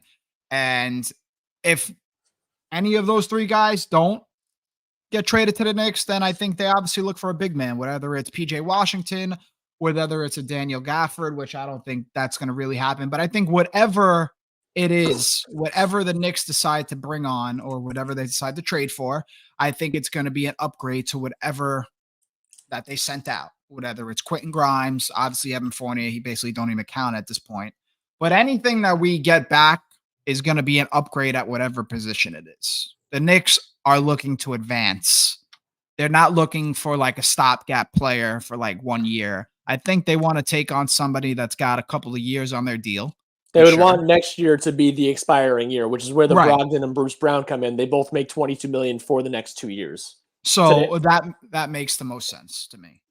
So here, I wanted to comment because Bob, I don't know if you missed it, man. I know you got here a little bit late, but I explained how Bruce Brown and Josh Hart are not the same player. I know a lot of people just keep saying that, and it's very odd that the reason, because these guys are willing to dive on the floor for loose balls and rebound better at their position, that means they're the same individual. Bruce Brown is better at like shooting first and foremost and covers different positions.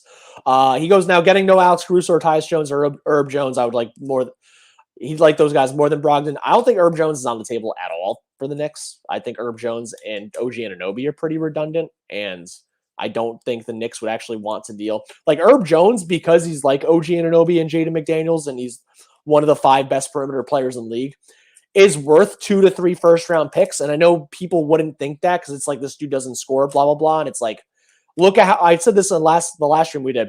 If you don't have a true idea or sense of how valuable a player is, not for just for basketball, for any sport, look at how much their next contract is. Because When Herb Jones ends up getting like $26 to $30 million because of how long and how good he is defensively, and he can make the corner three, you're going to be like, oh my God, why did Herb Jones get that much? He doesn't score 20 points a game. Most teams would like Herb Jones on their team more than Cam Thomas. And if you just look at the box score, Cam Thomas is a better player, but he doesn't help you win as much. So I don't think Herb Jones is really available. Alex Caruso, I think, is also worth 2 first-round picks if you ask the Bulls, and I don't see the Knicks or any team giving up 2 first-round picks for a guy that's most likely going to come off the bench for that team. Tyus Jones is a good buy low. Malcolm Brogdon, I think, is the most or second most likely to Bruce Brown. And yeah, if you did miss it, anyone that did miss it, I did spend like 5 or 10 minutes trying to explain why Bruce Brown and Josh Hart are not the same exact individual. And yeah, Ange, I think Knicks are nice. Thanks for joining, man. Salute to you as well. I'm going to throw up this last Knicks fan Brazil comment, and then if you want to comment on that, and then we can get out of here. Which one? Was it that one? Dejounte Murray, first season player, take the away from Jalen Brunson, Malcolm Brogdon. So he wants Malcolm Brogdon, but this is why he doesn't want Dejounte Murray. So I want you to read that, and then we'll get out of here. Knicks fan Brazil from YouTube. Shout out to coming by, brother. I know you too far, Mike. I know you always support the brand. Thank you. I don't want Dejounte because not only would he be expensive for us, he'd also be another first unit player who want to take the ball away from Julius and Brunson. Yeah, Dejounte Murray is also going to require 36 minutes. We don't know about his attitude, which I've read multiple reports talk about he's not for the right things. Take that how you want it. But yeah, he's going to require a lot of minutes. He's going to require the basketball, like anybody who needs to put the ball in the hoop.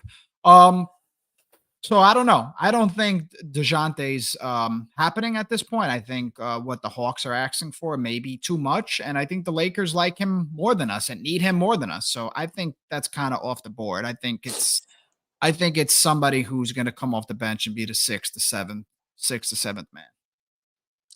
Facts, and that's where the whole Bruce Brown, Malcolm Brogdon come in.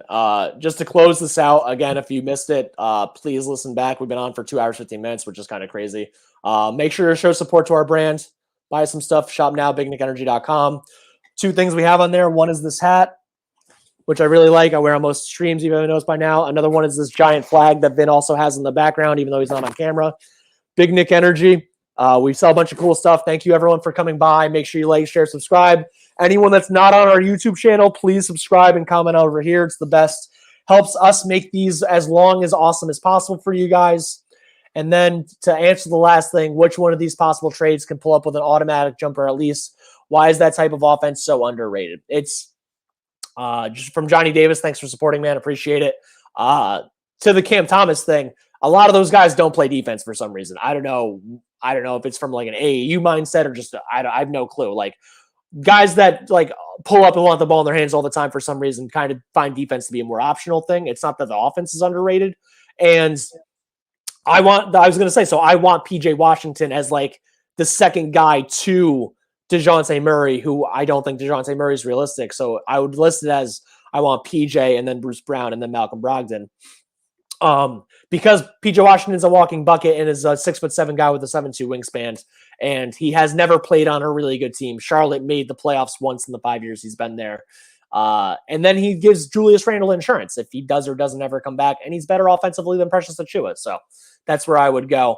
And you want to say anything else before we close out? That's it. We're good. Let's go, Knicks. Thank you all for support. Vin, you want to say anything before we leave? Thanks for the support, everybody. Please check out the merch store. Follow Joey, follow us, and we're going to get a dub. Are you vaping off camera while you're saying that? Let's go, Knicks. Let's go. Thank you.